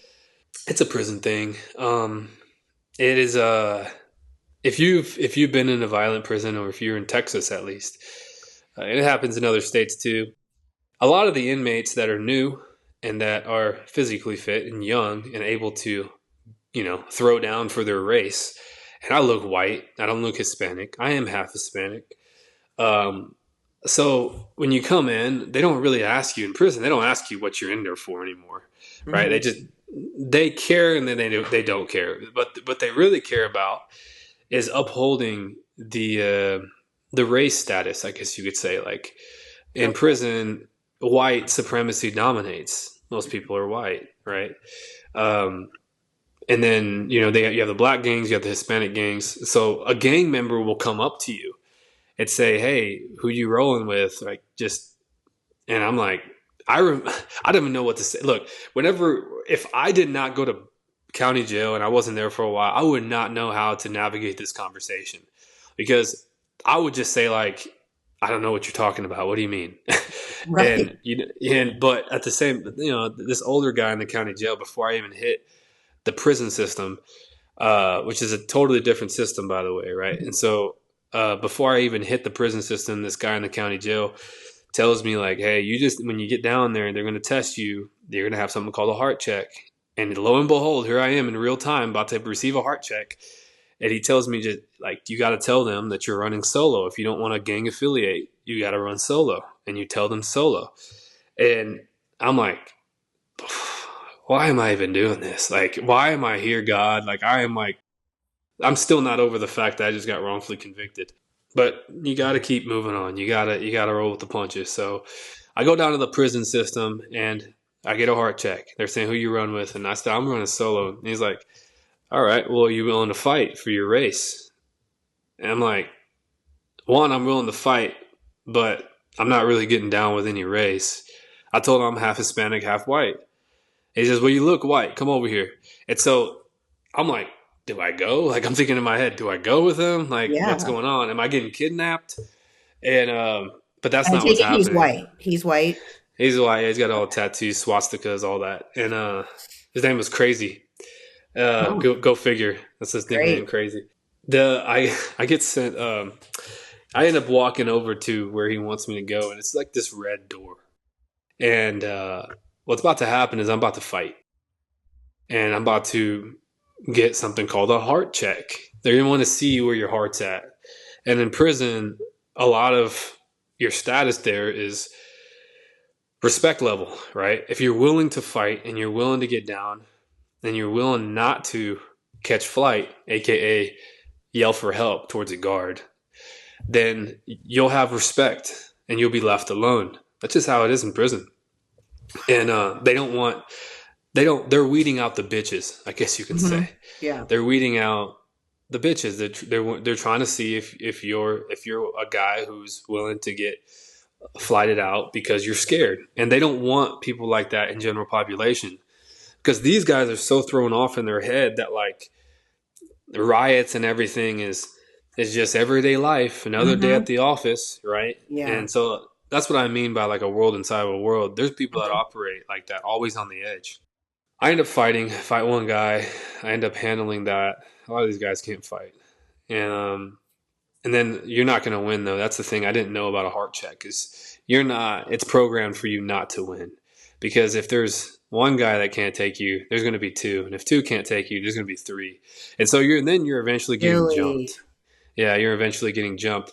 And here's the thing: is they're not punching your face. They're beating the crap out of your body, Hmm. and because the face is the only thing that's visible without clothes. So if you get punched in the face and a guard sees it, the whole unit or the whole block is going to get shut down. And it's just consequences that nobody wants. And Right. so there's a whole investigation that happens, and they just don't want that type of pressure or that type of attention by the guards. So, yeah, I get my body beat the crap up, I guess you could say. I get the living crap beaten out of me. And, but I don't quit. And eventually it stops. And they What kind of made them subside. stop? How did it stop? I just kept getting back up. I just kept getting back up. And that's the thing, Okay. is like, there was a point where there was four people on me. And, I was pushing every single one of them. They were hitting me. I was hitting them. And I mean, honestly, it was kind of fun. I'm not gonna lie. Like, because he told me like, your face is not gonna get punched. I'm like, oh, so we're pretty much grappling and we're kind of like punching. I was like, cool. None of these guys are in shape. I'm 230 Okay. pounds, rocked up, yoked up. I work out Yeah. and so I mean, I love combat sports. I love aggression. I love roughhousing. And so Mhm. as long as they're not going to try to kill me and I'm not getting punched in the face, this is going to be, I guess, somewhat fun. But I look back on it now, and I don't think like there was like no shanks involved or anything. So that's the Yeah, biggest thing, is like, thankfully. yeah, that was the only worry that I had, was like, is this going to end up getting to a point where, you know, are they going to have to pull something out to to make a point, Right. you know? And it never happened that way. And a lot of these heart checks are pretty much just checking you to see if you're a bitch. And Did I they passed, I respect you? guess. Like Yeah, after yeah. that? Was it Yeah, different? after that, I remember taking a shower and I'm like looking at myself and I'm like, dang, I got bruises on my ribs and I got scratches on my arms and my back. And I remember Crazy walking over to me. He's like, don't let a guard see that. And from there, I was just like, I won't. And from there, I mean, honestly, Crazy was kind of pretty cool. Even though he was Really? a extreme white supremacist, I Mm-hmm. don't agree with how he lived, but he, you got to remember, like a lot of these guys, they, they're pretty thrown off on how they think and what they believe and how they live life. Mm-hmm. But at the end of the day, everybody kind of minds their own business. And Crazy was kind of the tank boss in that situation. And he had to carry out those routines. That's just Mm-hmm. how it goes. I mean, you can't change how prison culture is. So was And he like a shot caller? yeah, he was a shot caller pretty much. We actually have someone coming on that was in prison that was a shot caller in prison. Totally Yeah, changed his life around, but yeah. And okay. he'll pretty much say, I guarantee you, he'll pretty much say that's just how prison went. And that's just Yeah. how it was. That was the culture. That was it. That's just how we lived. Mm-hmm. And I did not live that way. And I did not agree to live that way. And that's the biggest thing. We would not be having this conversation if I chose to live that way. I would Yeah. not be free. I would Right. have probably killed somebody if I wanted to become a gang member in there. I Mm-hmm. probably would have been brainwashed. And if I did get proven innocent in that moment and I came home, I would come home a monster. Right. And a lot of these guys, they do come home pretty jacked up, and Mm-hmm. because they conformed to that prison lifestyle.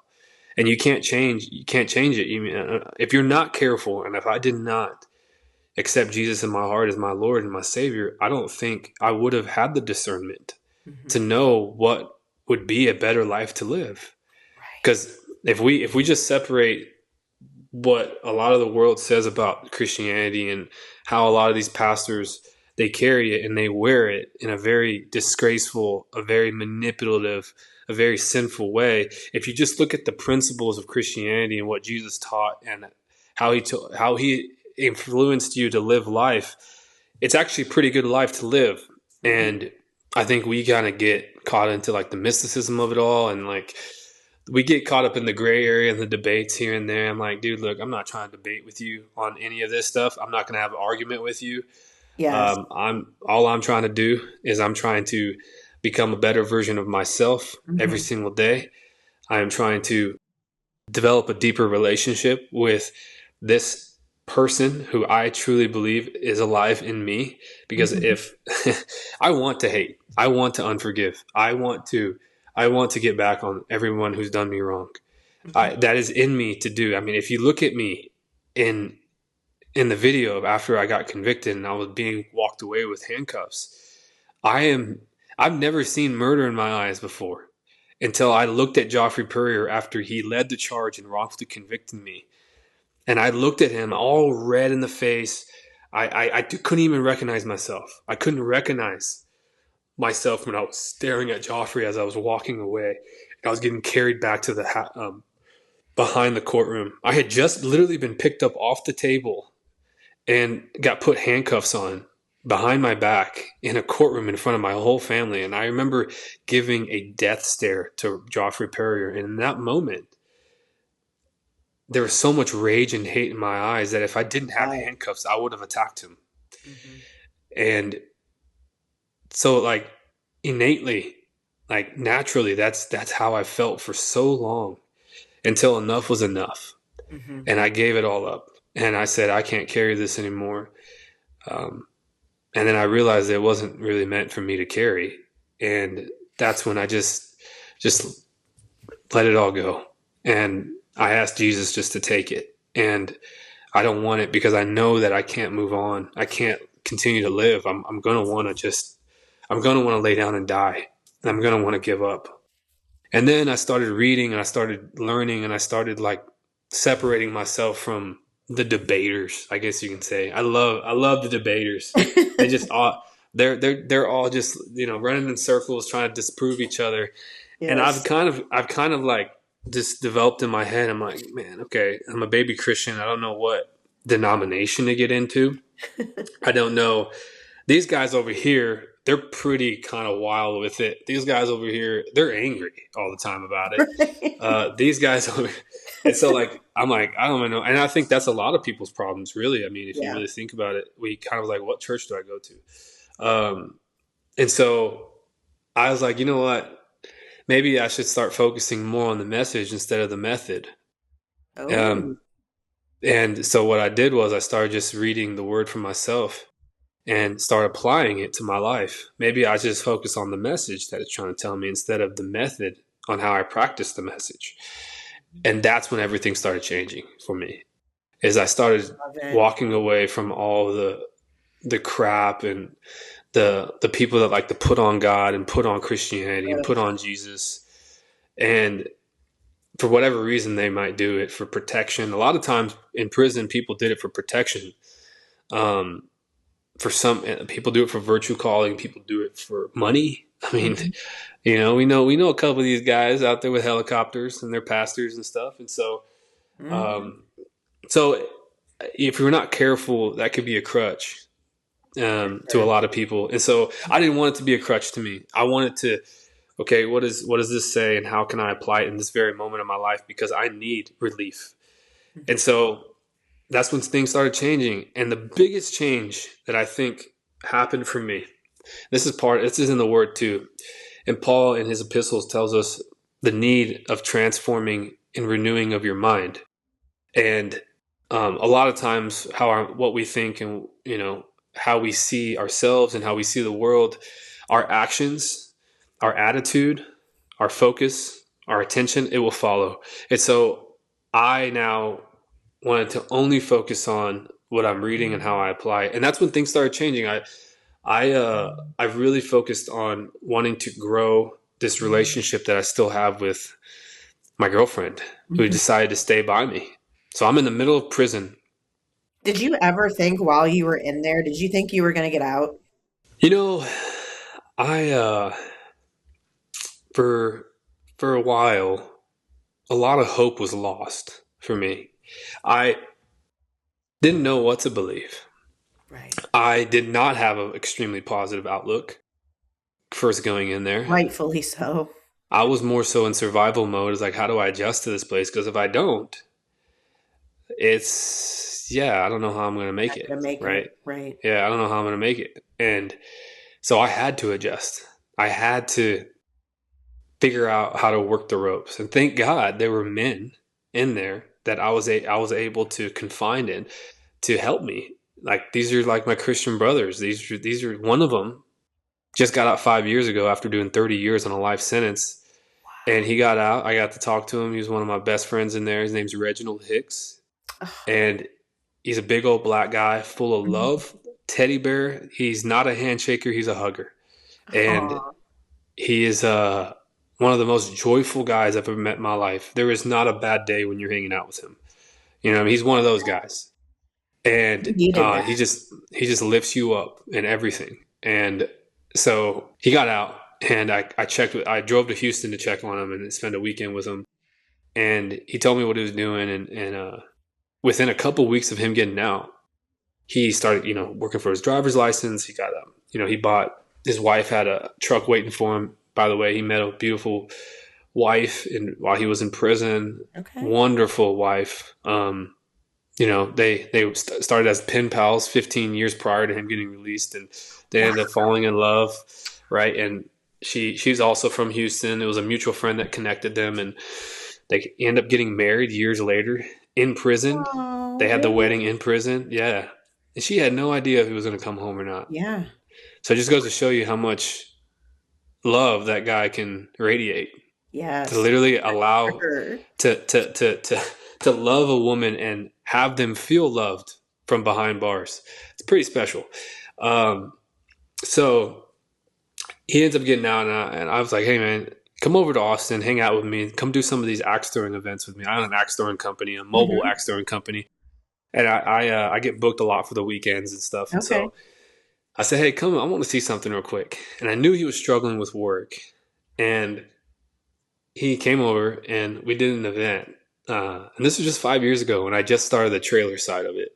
We were doing an event. We had 3 events that weekend. And he hung out with me. And he was like my right hand the whole time in all 3 of those events. And one of them was a double trailer event. So I needed him anyways to run that trailer. And I said, hey, run this one. All you got to do is just teach people how to throw axe. I'll teach you how to throw it. It's very easy. And Right. just make them have a good time. And I want you to do something. I just want you to be you. Don't be a coach. Just be you. And he's like, what do you mean by that? I said, let them have a great time and just love them. Just love on them. And he says, I can do that. And so he does that. And that night, I walk away with $80 in tips and he walks away with $350. What? And I'm like, That's amazing. I'm like, hey, this trailer that you just were on, I want you to hitch that up to your truck. You're taking it to Houston and you're going to run that trailer in Houston. That's going to be your job. And we're going to start marketing in Houston. And since then, he's been doing that full time and he's been killing it. Stop. Making six figures a year. Like he just doesn't even need it. He doesn't need to worry about employment. He doesn't need to worry about a job. I said, you are successful because of you, because of how you love.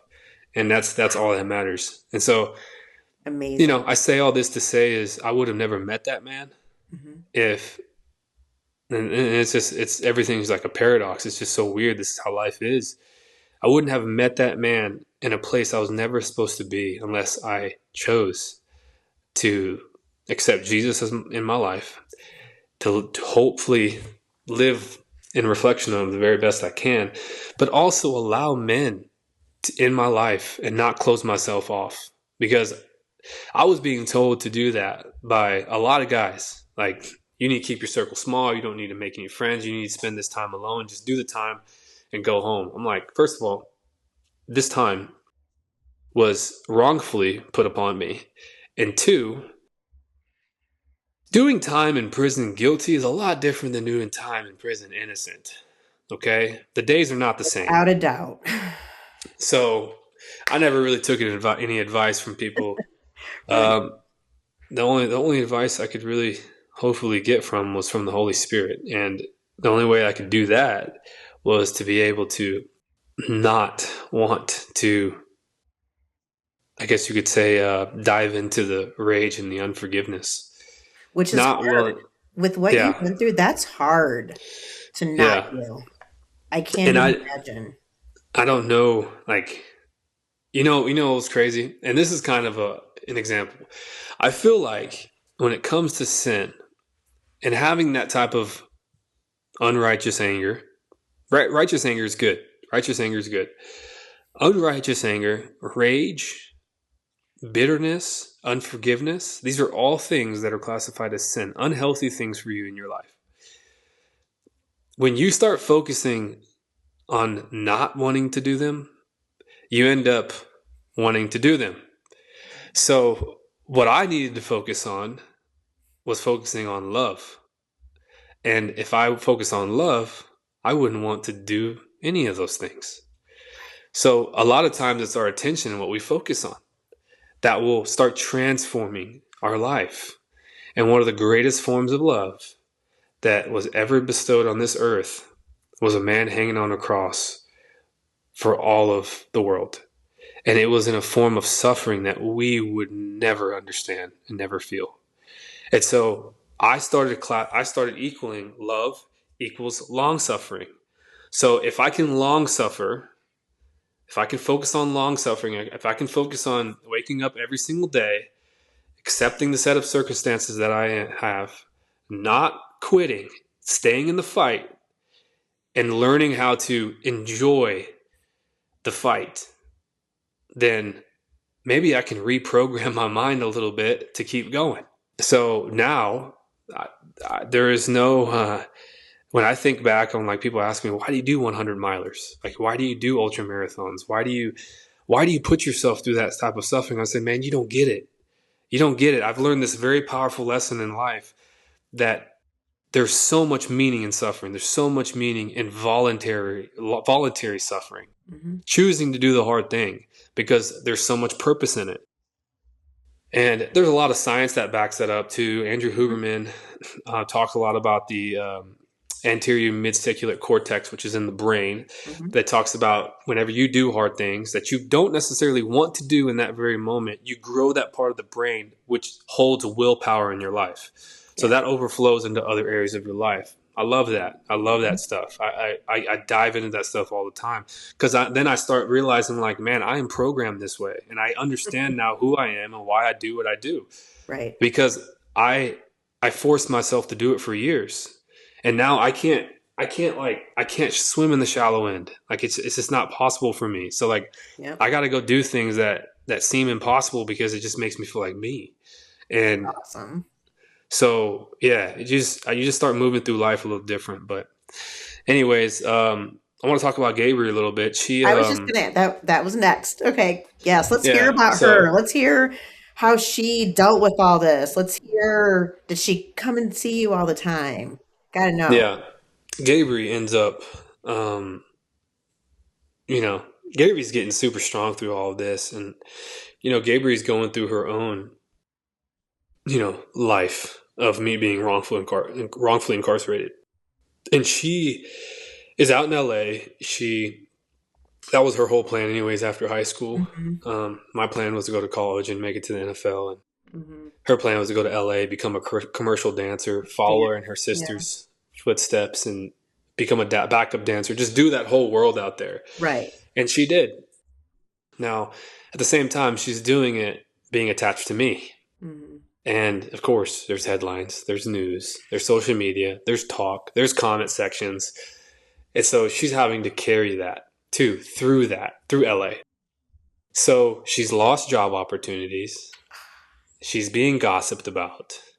She's, friends are kind of figuring it out. Like she's staying by who? Like Greg Kelley? Wait, the guy who was convicted of molesting a child? Gabriel, are you sure he's innocent? He's guilty. He's in prison. She's hearing all of this. Mm-hmm. And she's undaunted. She's unwavering. Like she's so strong. But at the same time, it's really hard because she's being reminded the life she could have if she's not attached to me. Yeah. And so like, you're human. So you start pondering and start thinking about that. But so we've had deep conversations about this. Like, were you ever close to like just saying, hey, I gotta go. I gotta keep Mm-hmm. moving. And she said, yeah, I was all the time Well, there was no because guarantee of you getting out either yeah, during yeah. that And she, time, you know? exactly. I would have been 44 when I got released, and she would be too. And I know how she is. Like, I know she wants to be a mother. I know she wants to have a family. And being attached to me, and if we never made this right and the truth never did prevail, then I would be 44 when I would come home.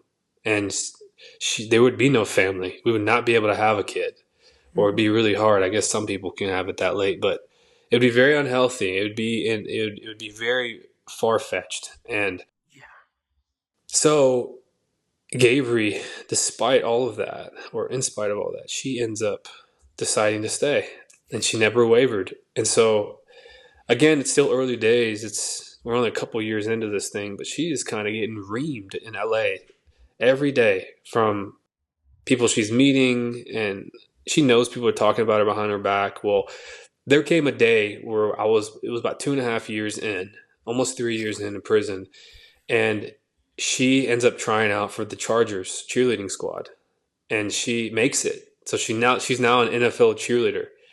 Now, for somehow, in some way, she squeaked through the vetting process, and they didn't know that I was in prison. And she posts about me, like she puts me on her social media all the time. Okay. The organization then finds out, and they tell her, you need to stop posting about him. Like, they're now telling her, like, you need to start moving in your personal life. That is in your personal life is a reflection of the organization. That's pretty much what they're saying. And she's pretty much saying, like, hey, you either stop posting about him or you dump him. Like, Wow. and Gabriel was like, yeah, maybe I'm not supposed to be an NFL cheerleader. Like Gabriel is willing to give up that for me.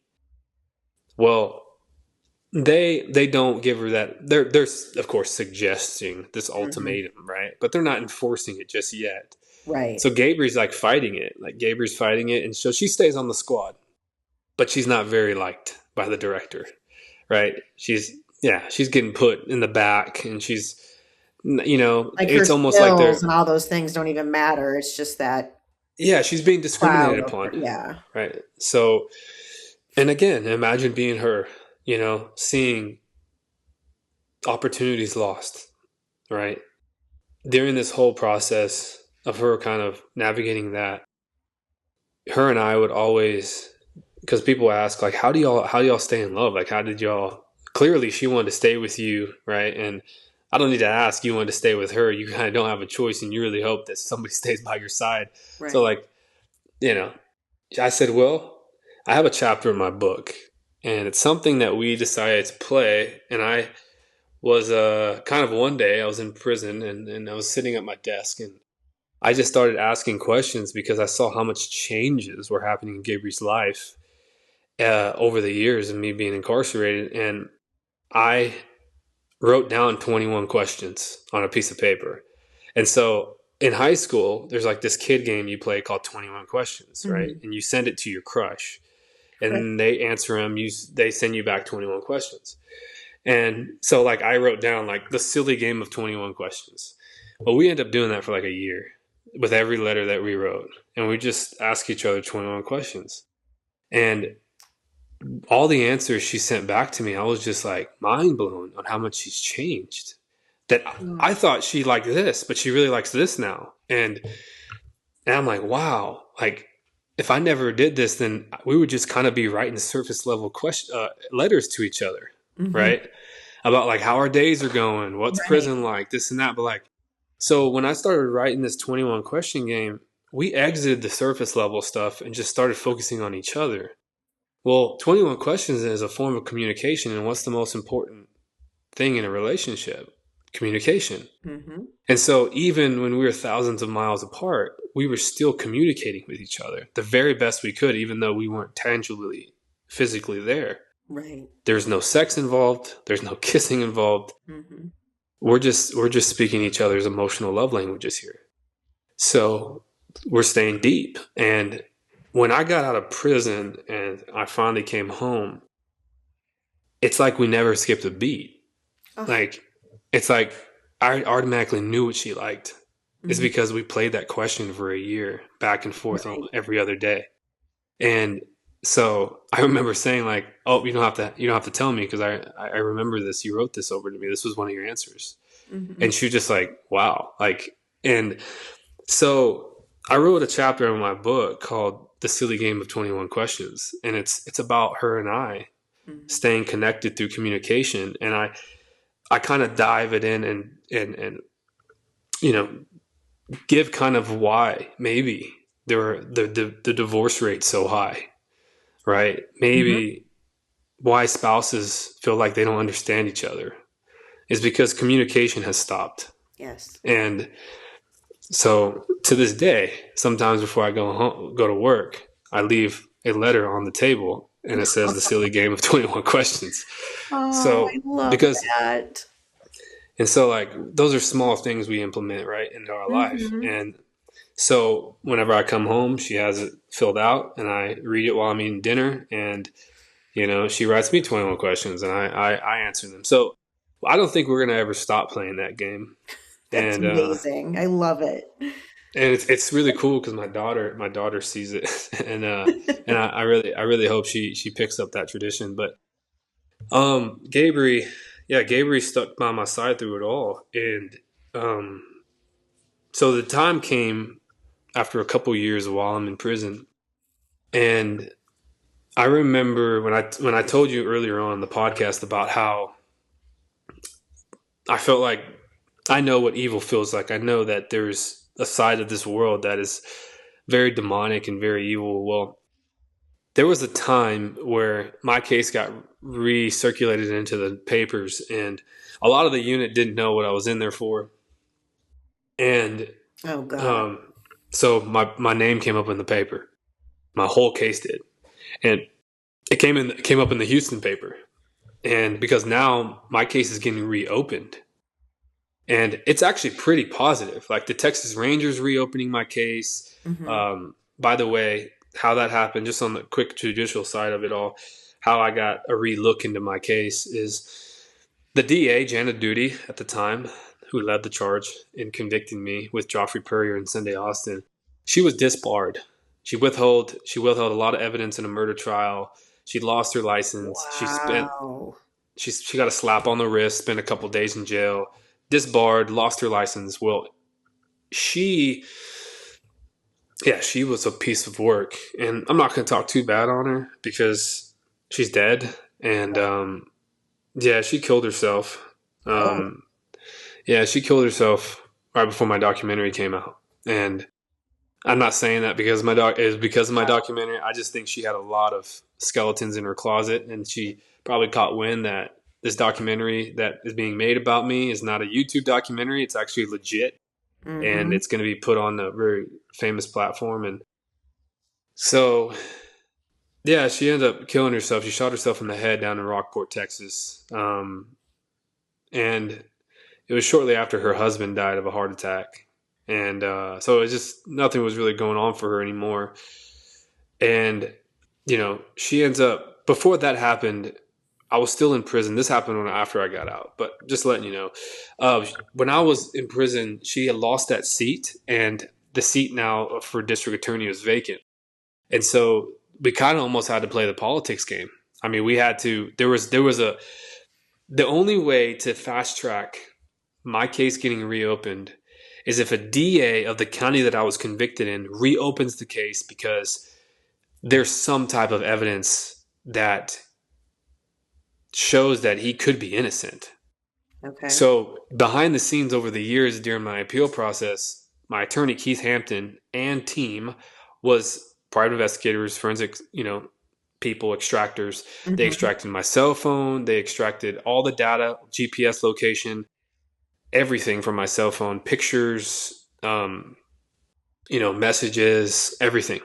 My life was kind of like an open book to this whole team. And what they were trying to do is pinpoint for every day that I lived in that home, right? And by the way, I didn't know if I mentioned this or not, but it was probably really important. That home was ran as an in-home daycare. Yeah, you didn't You know, say that, but that's good okay. for everyone to know. So yeah, I'm like thinking back. I'm like, I don't think I mentioned that. So Yeah. the house that I was living in ran as an in-home daycare, and that's how I got accused, right? Right. And so one of the children at the daycare accused me. So like, ends up like over 180 days, they pinpoint and they could account for every day that they said I could have done this. And my attorney went further. He says, I'm going to account for all the days he stayed there. I couldn't have done this because I wasn't in that house. And when it happened, like I wasn't there. I was either at work, I was at school, I was at football. So that Greg's name should have never been on the table, and the investigation of actually identifying who Greg is should have Mm-hmm. happened. Yes. And then that wasn't an alignment to, during this process, Jonathan being accused of raping women, and that there was naked children on his phone. Again, Jonathan, my little brother, like he's like my little brother. He's like my best friend at that moment. So he was never a suspect, and he was never looked into. None of that stuff was ever looked into. None of it was found. Like it had to be my team plus Gabry. By the way, Gabry. So Jonathan was infatuated with Gabry. Jonathan like was obsessed with her. Of course, Gabry used that to her advantage. It was like, yeah, there's something about you. I'm gonna go straight PI here, and so she did. Yeah, she's a bad chick, and she like wore a wire. She wore a wire. She like did everything. No. Yeah, Gabry did the most, and Wow. so she That ends wasn't up. in Outcry, was it? No, I it didn't think. wasn't an Yeah. outcry, but it's in my book. And Wow. Gabry she went full on PI mode. So much so that the PI that was actually hired by my appeal team asked her if she ever considered becoming a private investigator Really? because he would hire her. Oh my That's God, how I'm good she obsessed was. with her now too. That's freaking awesome. And Oh my God, so that's amazing. so yeah, and so I Gabriel ended up working with the PI on a lot of things to extract a lot of information from Jonathan. Mm-hmm. And Jonathan thought it was like, wow, Gabriel's giving me attention. Like he thought he was about to get lucky. That's where he was. Mm-hmm. And of course here I am in prison, not feeling too good about it. And I'm like, Gabriel, if he freaking touches you, Yeah. you better let me know. I'm like, Right. like there's nothing much I could do about it, but you better let me know. Yes. Yeah. So, time goes on, and the first month of 2017, my case gets reopened because a new DA that got put into that position, Sean Dick, he actually took a meeting with Keith Hampton, and all Sean Dick needed was I need evidence to prove that Greg maybe couldn't have done this. Like if you can provide that, I will ponder and I will think about getting the Texas Rangers to relook at this. Okay. So Keith said, "How about this? I bet my profession, I bet my 25 years of practicing, no, 30 years of practicing law that I can convince you that he's fully innocent." And Sean was like, "You're no, you're no little name in this world." Okay, bet. And so he couldn't get past slide 7 of his PowerPoint without getting the Texas Rangers on the phone saying, "We need to reopen the Greg Kelley case and reinvestigate." So they did. And a couple months later, a Texas Ranger comes in and interviews me, something that Chris Daly from the Cedar Park Police Department did not do. Mm-hmm. I pretty much get interrogated by this guy. So does Jonathan, which, by the way, most people would feel uneasy to be interrogated. I'm out here just like, come on, baby, let's go. Yes. Like you have no idea. And the Texas Ranger, like you could tell he was kind of laughing. He's like, "Why are you so happy to see me?" I was like, "You don't get it, dude." Yeah. Anyways, a couple months after that, my attorney gives me a call, and they did the investigation and everything. And my attorney gives me a call, and I had already been 3.5 years in prison. And he says, "Hey, there's going to be a squad car coming to pick you up tomorrow." I said, "What do you mean?" He says, "We got the writ habeas corpus evidentiary hearing." And I said, "What is that? What does that mean?" He says, "This hearing that just got granted in your case is a hearing to do 2 things.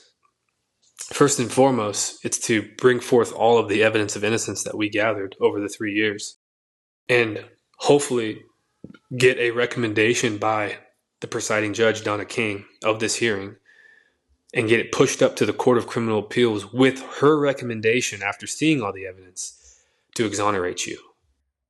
This is a huge deal, and I have to deliver, and we have to do this the right way. The second thing that we're hoping that this hearing can do is get you out on an appeal bond." And I was like, "Get me out? Like I'm going home?" And he says, No, hold on. We're hoping that that an appeal bond can be granted for you by Judge Donna King, that there was enough evidence, 1, to let you go home and continue to fight from home, and 2, that you're not a flight risk and that you're not going to run. I remember, I'll talk about this here in a little bit, but the squad car comes and picks me up, and I'm happy. I'm so happy. The fight's not over, but it's some great news. Yeah. And I get sent back to jail, and I'm telling you, it's like a whole different tune. Like I actually get treated a lot better than I did. It's because everybody in that jail, of course, kind of knows what's happening behind the scenes and just Mm-hmm. hear about the evidence and all that. And so I get my own big old cell by myself, and I get to see my family for as long as I want. Like physically, I get to see Gabriel. She comes and visits me. I What? get to freaking lay a big old kiss on her. Like it's And everything you that I've been haven't been dreaming able about. to in any way while you were in. No, Oh I God. mean, a peck, like at the Yeah. beginning of a thing, but like we straight up made out. Like it's like, Bet. and so get to hang out with my family and have lunch with them. It's just unbelievable. Like the treatment. Actually, it was a little bit of feeling free, and so the day comes August 2nd of 2017. I get my evidence hearing. It lasts 3 days, and when I tell you that for the longest time I was struggling and believing in the Holy Spirit, the atmosphere, right? People call it energy. The atmosphere was second to none. Like, I did not know that the DA felt the way that he did. And he came in, I thought I had two defense attorneys when I thought DAs, or at least that's what I've felt and experienced. DAs are trying to send you or keep you in prison. For sure. This guy is siding with Keith and grilling the district, not the district attorney, grilling the people who led the charge in my original conviction in my trial, grilling the crap out of them. Like, saying, why didn't you do this? Why didn't you do that? Did you know Greg wasn't living at the house at the time? Did you know that Jonathan had naked pictures of children on his phone and on his laptop on this and that? Like, did you know any of this evidence? No, I didn't. Yeah, you didn't freaking know because you didn't do an investigation. Like, they're just grilling him. Amazing. So I'm just like, I'm trying not to smile. I'm trying not to laugh. Like, I'm smiling, and I'm just trying not to laugh. Just trying to stay professional and respectable. But it just feels so good. It feels so good finally seeing people being held accountable for what they did to me. So 3 days goes by, and Judge Donna King, she had just become a judge 6 months prior. She was a defense attorney for so long, then a prosecutor. And so she's just so blown back. And I did not know this, but she felt a certain way about my case, emotionally, personally, right? Being a defense attorney, being a prosecutor, she was a great prosecutor from what I understood, very fair, sought out the truth, didn't fall into like, make sure that we get a conviction at all costs type of mentality. I did not know that she had her son, who was 18 years old, sitting in the jury box of that hearing the whole time. Her son. And I have a relationship with Donna King, Judge Donna King now. Mm-hmm. And she told me I needed my son to see you and to see me. And I never wanted my son to sit in at work more than that very moment, because I saw you. I saw my son in you a lot. Like, he's an athlete. He believes in the Lord. And for some reason, I just thought he needed to sit in. And so, anyways, long story short, after 3 days, she was so blown away that she didn't know what to do. And so she's like, I need 2 weeks to think about this. So I'm like, man, I got to go back into the cell for 2 weeks. And so I go back into the cell for 2 weeks. And one random morning, I'm doing my daily routine, which prison's all about routine. I get the door opens up, and it's the sheriff of Williamson County. And he says, hey, you got an attorney visit. And I said, oh, really? And he's like, yeah. And I saw turn around waiting to get handcuffed, And he says, you don't need those today. And I'm like, okay. Okay. So I'm like, it's really, really weird walking without handcuffs in the hallway. Mm-hmm. And then normally they usually grab your arm as you're walking. If you're not walking with handcuffs, nobody's grabbing my arm. So I'm just walking as a free person now down the hallway. First time I felt free physically in a while. And then I go down to the attorney room, and I'm there first, and my attorney walks in afterwards, and I'm nervous as all get out. I'm shaking. I'm kind of anxious. What's going on? Is there a decision? And my attorney, Keith, walks in with a piece of paper, and he slaps it on the plexiglass window, and he says, read that. And it says the immediate release of Greg Kelley. And so Judge Donna King has granted me an appeal bond to go home. And now I'm like, is this for real? Like, I'm like overcome with emotions, and I'm crying. Is this for real? And I can't believe it, because I've been in a hurry up and wait process, and things have been said that this was going to happen this time, this was going to happen this time, and always something got in the way. And so I just couldn't believe it. And my attorney, Keith, was like, yeah, go upstairs and grab your stuff. And You're like, wait, what? and so I go upstairs and I grab a trash bag and I start like grabbing all the stuff I want to take home with me, which is not a lot. I mean, I've got a lot of food and everything, so I put that in a separate trash bag and give it to my neighbors who have been so supportive through all of this. 8 guys in the cell next to me, and because I had my own 8-man cell by myself, they had to segregate me, and so they were super supportive of me through this whole process, and they were just hooping and hollering all the time when I would come back from my hearing dates. Uh-huh. And they're like, man, that mother effing detective, man, he's a freaking snake. And I'm just like laughing. And he's just like, man, I'm so happy for you, Greg. And you know, we're here for you, bro. And just like going on. These are just guys that made mistakes and are now paying for it. And they're doing their months or whatever that they need to do.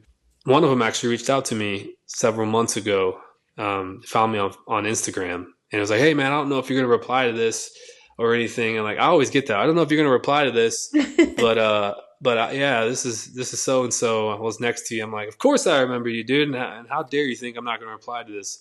And yeah, no, it's really beautiful. And I gave all of the food to them, and they were so happy about it. But anyways, I ended up walking down to this little side area of the jail where everybody's waiting for me. Like apparently everybody knew I was getting out hours before I did. And I was the last one to know. And so I'm getting hurried up out of the jail. And everybody, my family, my friends, the news reporters are all out there. There's got to be over 150 people out there. And lastly, Keith told me as I was walking down, he said, hey, guess who else is here? And I said, who? He said, Gabriel caught a red eye last night. And I was like, man. And so this is exactly how I dreamt it. And I was like, man, this is going to be amazing. So I just couldn't believe it for so long. And then I finally, saw the little door that I'd be walking through, and I could just hear everybody outside, chanting free GK. Oh my gosh. And yeah, my attorney opened up the door and I just walked through it. Didn't even think twice. And there it is. Gabriel's like, it was like a big white light. And I just see Gabriel running towards me. It was beautiful. I can't even dream about it. I can't even describe it. And so, yeah, she runs up to me and she hugs me, and it just felt so good to feel the sun, to feel the fresh air. Anyways, and from there was a another 2-year-long process of waiting for the Court of Criminal Appeals. Oh, geez. And you see all of this in Outcry as well. Yeah, if you watch it. yeah. But yeah, no, it's another 2.5-year wait of waiting for and of course the documentary is being made in real time. 2.5 years later, we're up in New York, and by the way, I have no flight restrictions during this appeal process. So I literally go to Italy, I go to Mexico. Really? I proposed to because Donna King, after I got out, I went to go and talk to her, and she wanted to make sure, like, hey, you're not going to run, are you? Like, you're not going to run. If I let you out, you're not going to run. Yeah. And I said, if I was, I'm not going to tell you, and I'm not. And she's like, oh, okay, you think you're funny, And I was like, no, I'm not going to run. So she let me go out of the country. Yeah. So you got engaged during that time? We got engaged in Cabo couple months after I got out, and then out of faith we started planning the wedding. We had no idea if I was going to get exonerated or not, because the Court of Criminal Appeals can do 3 things. They can retry me, they can exonerate me, or they can send me back to prison. And so we were not operating in that energy. Like we're going to believe that I'm going to get exonerated, because we didn't come this far just to come this far. Like, you better believe that God's going to see it through, and I'm going to be free. So that is the mind we're choosing to put on through this whole process. So we made a date, January 19th, 2019, or 2020, January 19th, 2020. And you know what happened in March, right? 2020, the world starts shutting down. So our date, we didn't know this, of course, but our date, luckily, our marriage date was months before a lot of other dates started disappearing. Yes. So anyways, I didn't know. I remember praying, and I remember not asking. I ended up telling God that I know you're good. I know you're faithful, and you didn't bring me this far just to bring me this far. Mm-hmm. And I'm going to be a free man on January 19th during my wedding. And I believe that you're going to make it happen. And so this was 2 years before there was this 2 years before that date. So of course I'm waiting. Hearing no decision made for years, 2 years. And we're November 6th. We're in New York. Gabriel and I were living up there. Gabriel's doing a Broadway Dance Center semester up there, advancing her dance education. Uh-huh. And I was up there just supporting her. We were staying in a small studio apartment. I was online personal training at the time. I had a few clients, dedicated clients I was programming for. Mm-hmm. And there comes a day, and of course the documentaries chose to follow me up there too, because every week we would check the list to see if I would get exonerated. And week after week, nothing. And finally, November 6th comes around. The cameraman shows up to our apartment, and I'm just going through my normal routine, right? My life's a lot about routine. And I have my cup of coffee. We're about to check the Fire Stick TV. We go onto the Court of Criminal Appeal website. A freaking website, of all places, is how you find out what the fate of the rest of my life looks like. A list that gets dropped down every week. Anyways, I check the website, and I open it, and I'm nervous. Every time I'm nervous. And this time, my name is on it. And it's at the very top. And it's under the relief granted section. And I'm like, whoa, okay, at least something is granted. And I have 7 claims in the Court of Criminal Appeals. And one of them is the most important one, which is the actual innocence claim. And those are granted miraculously. It is a miracle to win an actual innocence claim in the state of Texas. Because Texas just doesn't want to say they're wrong. And they're going to go to the ends of the earth before they say those words. And but I started looking down at all the decisions of all the claims, and every single one of them say relief granted. And even the actual innocence one. Of course, I am very emotional, and I cannot believe what just happened. And I didn't know this at the time because I didn't continue to read anything. The immediate thought was, I need to let Gabriel know because she's in the middle of class. and like we have a little code thing where like I just start punching the dove emoji, because that means like if you watch a documentary that the camera pans down to my hands, I'm just like punching my phone, and I'm just punching a bunch of doves. And the dove means freedom. It means salvation. In the Bible, in the book, in the story of Noah, the dove came back with a twig, which means there's land. And that's what signified it to me. Is like, if you get a bunch of dove emojis, you know what's up. Her phone dings in her bag. She keeps it on like every Wednesday. And her phone dings and she checks it while in the middle of class, stops what she's doing. And in the middle of class, as they're going through like learning, she grabs her crap and runs out and doesn't let anybody know. And she starts running through Times Square, just throwing everything because it's slowing her down. And she's running straight to our apartment, which is by Port Authority in Manhattan. And she's banging on the door, and I'm still emotional. And I open the door, and she just jumps on me like she can't believe it's over. And I'm like, whoa! I just can't believe any of this is happening. And then I get a call from Keith. And Keith's like, yeah, man, it's over, Greg. It's over, buddy.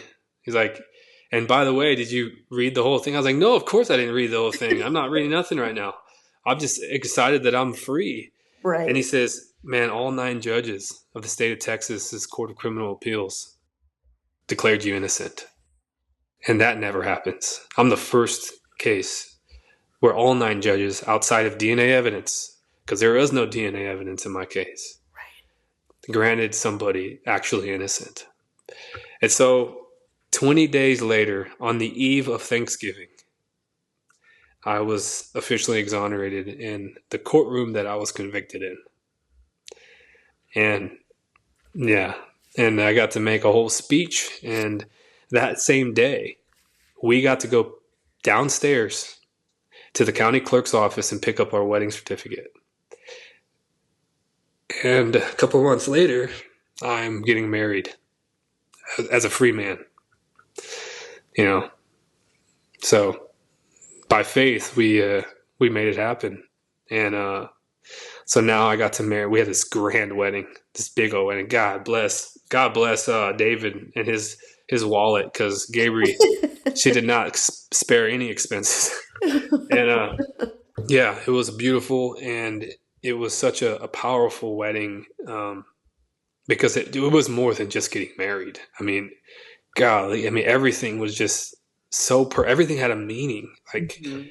we made sure everything had a meaning, and it was an evening glorifying God and His faithfulness, and just fighting it and sticking it through. And yeah, I since then, Gabriel and I, we live about 30 minutes away from Georgetown, about 20 minutes away from where we grew up. We live out in the country out here in a community. We I own an axe throwing company, and we also invested into the family business. We have a dance studio called Move Dance and Fitness. They do what they love. I Amazing. get to do something that I got to invent a product line that of skills I learned while I was in prison. So I invented a product line. I started a business, and I think I made a post about this the other day. I sold my 16,000 axe throwing target. You know what? I Uh, did see that. I did see so that. So it's pretty cool, Yes. because people are buying this, and I remember Heck somebody told me yeah. this.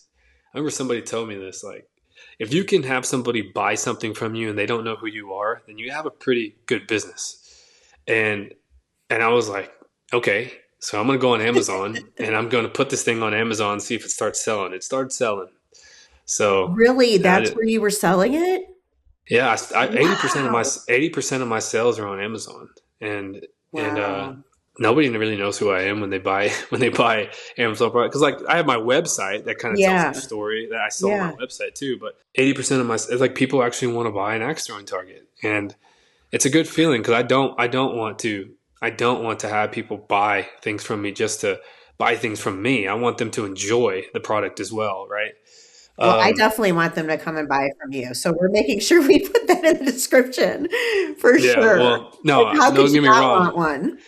Don't get me wrong. I love people supporting me. I'm not Yes. gonna. But at the same time, it's like these are skills that I learned while I was in prison, and I get to now cultivate in a place that I didn't think would ever serve me. I learned a set of skills when just refusing, just to not quit. I mean, just to keep moving forward. I produced a set of skills that create a product. Like, it's like a paradox. Like, I can't even describe it. It's like it shouldn't have happened, right? It shouldn't have happened if I chose to give up.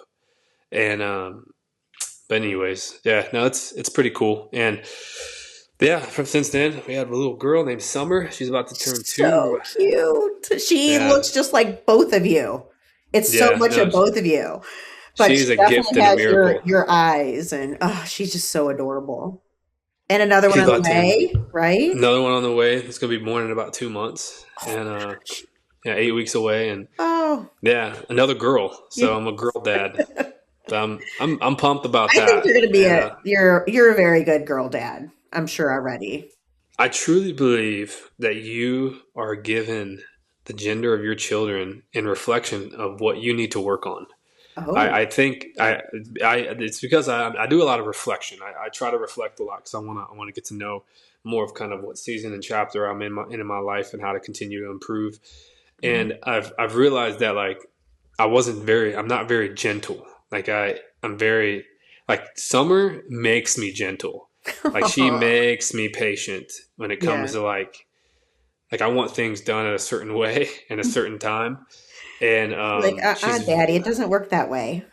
yeah, and she is so, like, she makes me very gentle, and just Oh. it's kind of healing too. Like, Mhm. it's like very healing to kind of get down to that level, Yeah. and kind of throw away the ego, throw away the manliness and the masculinity and all that, and just kind of get down to that little girl level, you Yeah. know. So Anyways, I think she's about to start. She's actually, I heard her a little bit. She's Is waking she? up, but yeah, but she's Well, actually pretty cool. She doesn't start crying. She's pretty chill. Sometimes she'll just play with her dolls until I come get her. aw.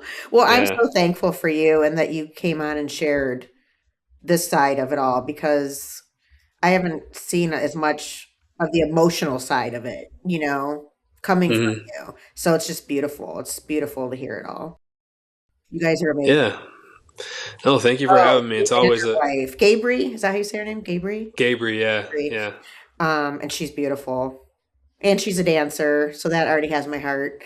Um, Hmm. all right. I guess we'll just leave it here. I mean, everybody needs to definitely go watch Outcry because that takes you through the whole process that you went through. I think the legal side Yeah, of it, but yeah. left out some of the emotional side, obviously. But it's amazing. It was amazing. You're amazing. So proud of you. So thankful that you came on. No, thank you. It's always a privilege being able to. I don't think any of my stories in vain. I think I get messages every day of how much this has helped people have perspectives on moving on, and the more that I get to work on these things for myself, Hmm. it's really a privilege seeing other people deciding to work on it themselves as well. And I I think that's kind of what we're here for. Is we're here for each other and yeah, how we can learn from each other. And so, I agree. um, yeah. No, thank you for having me. It was a Yes. privilege. Thank you.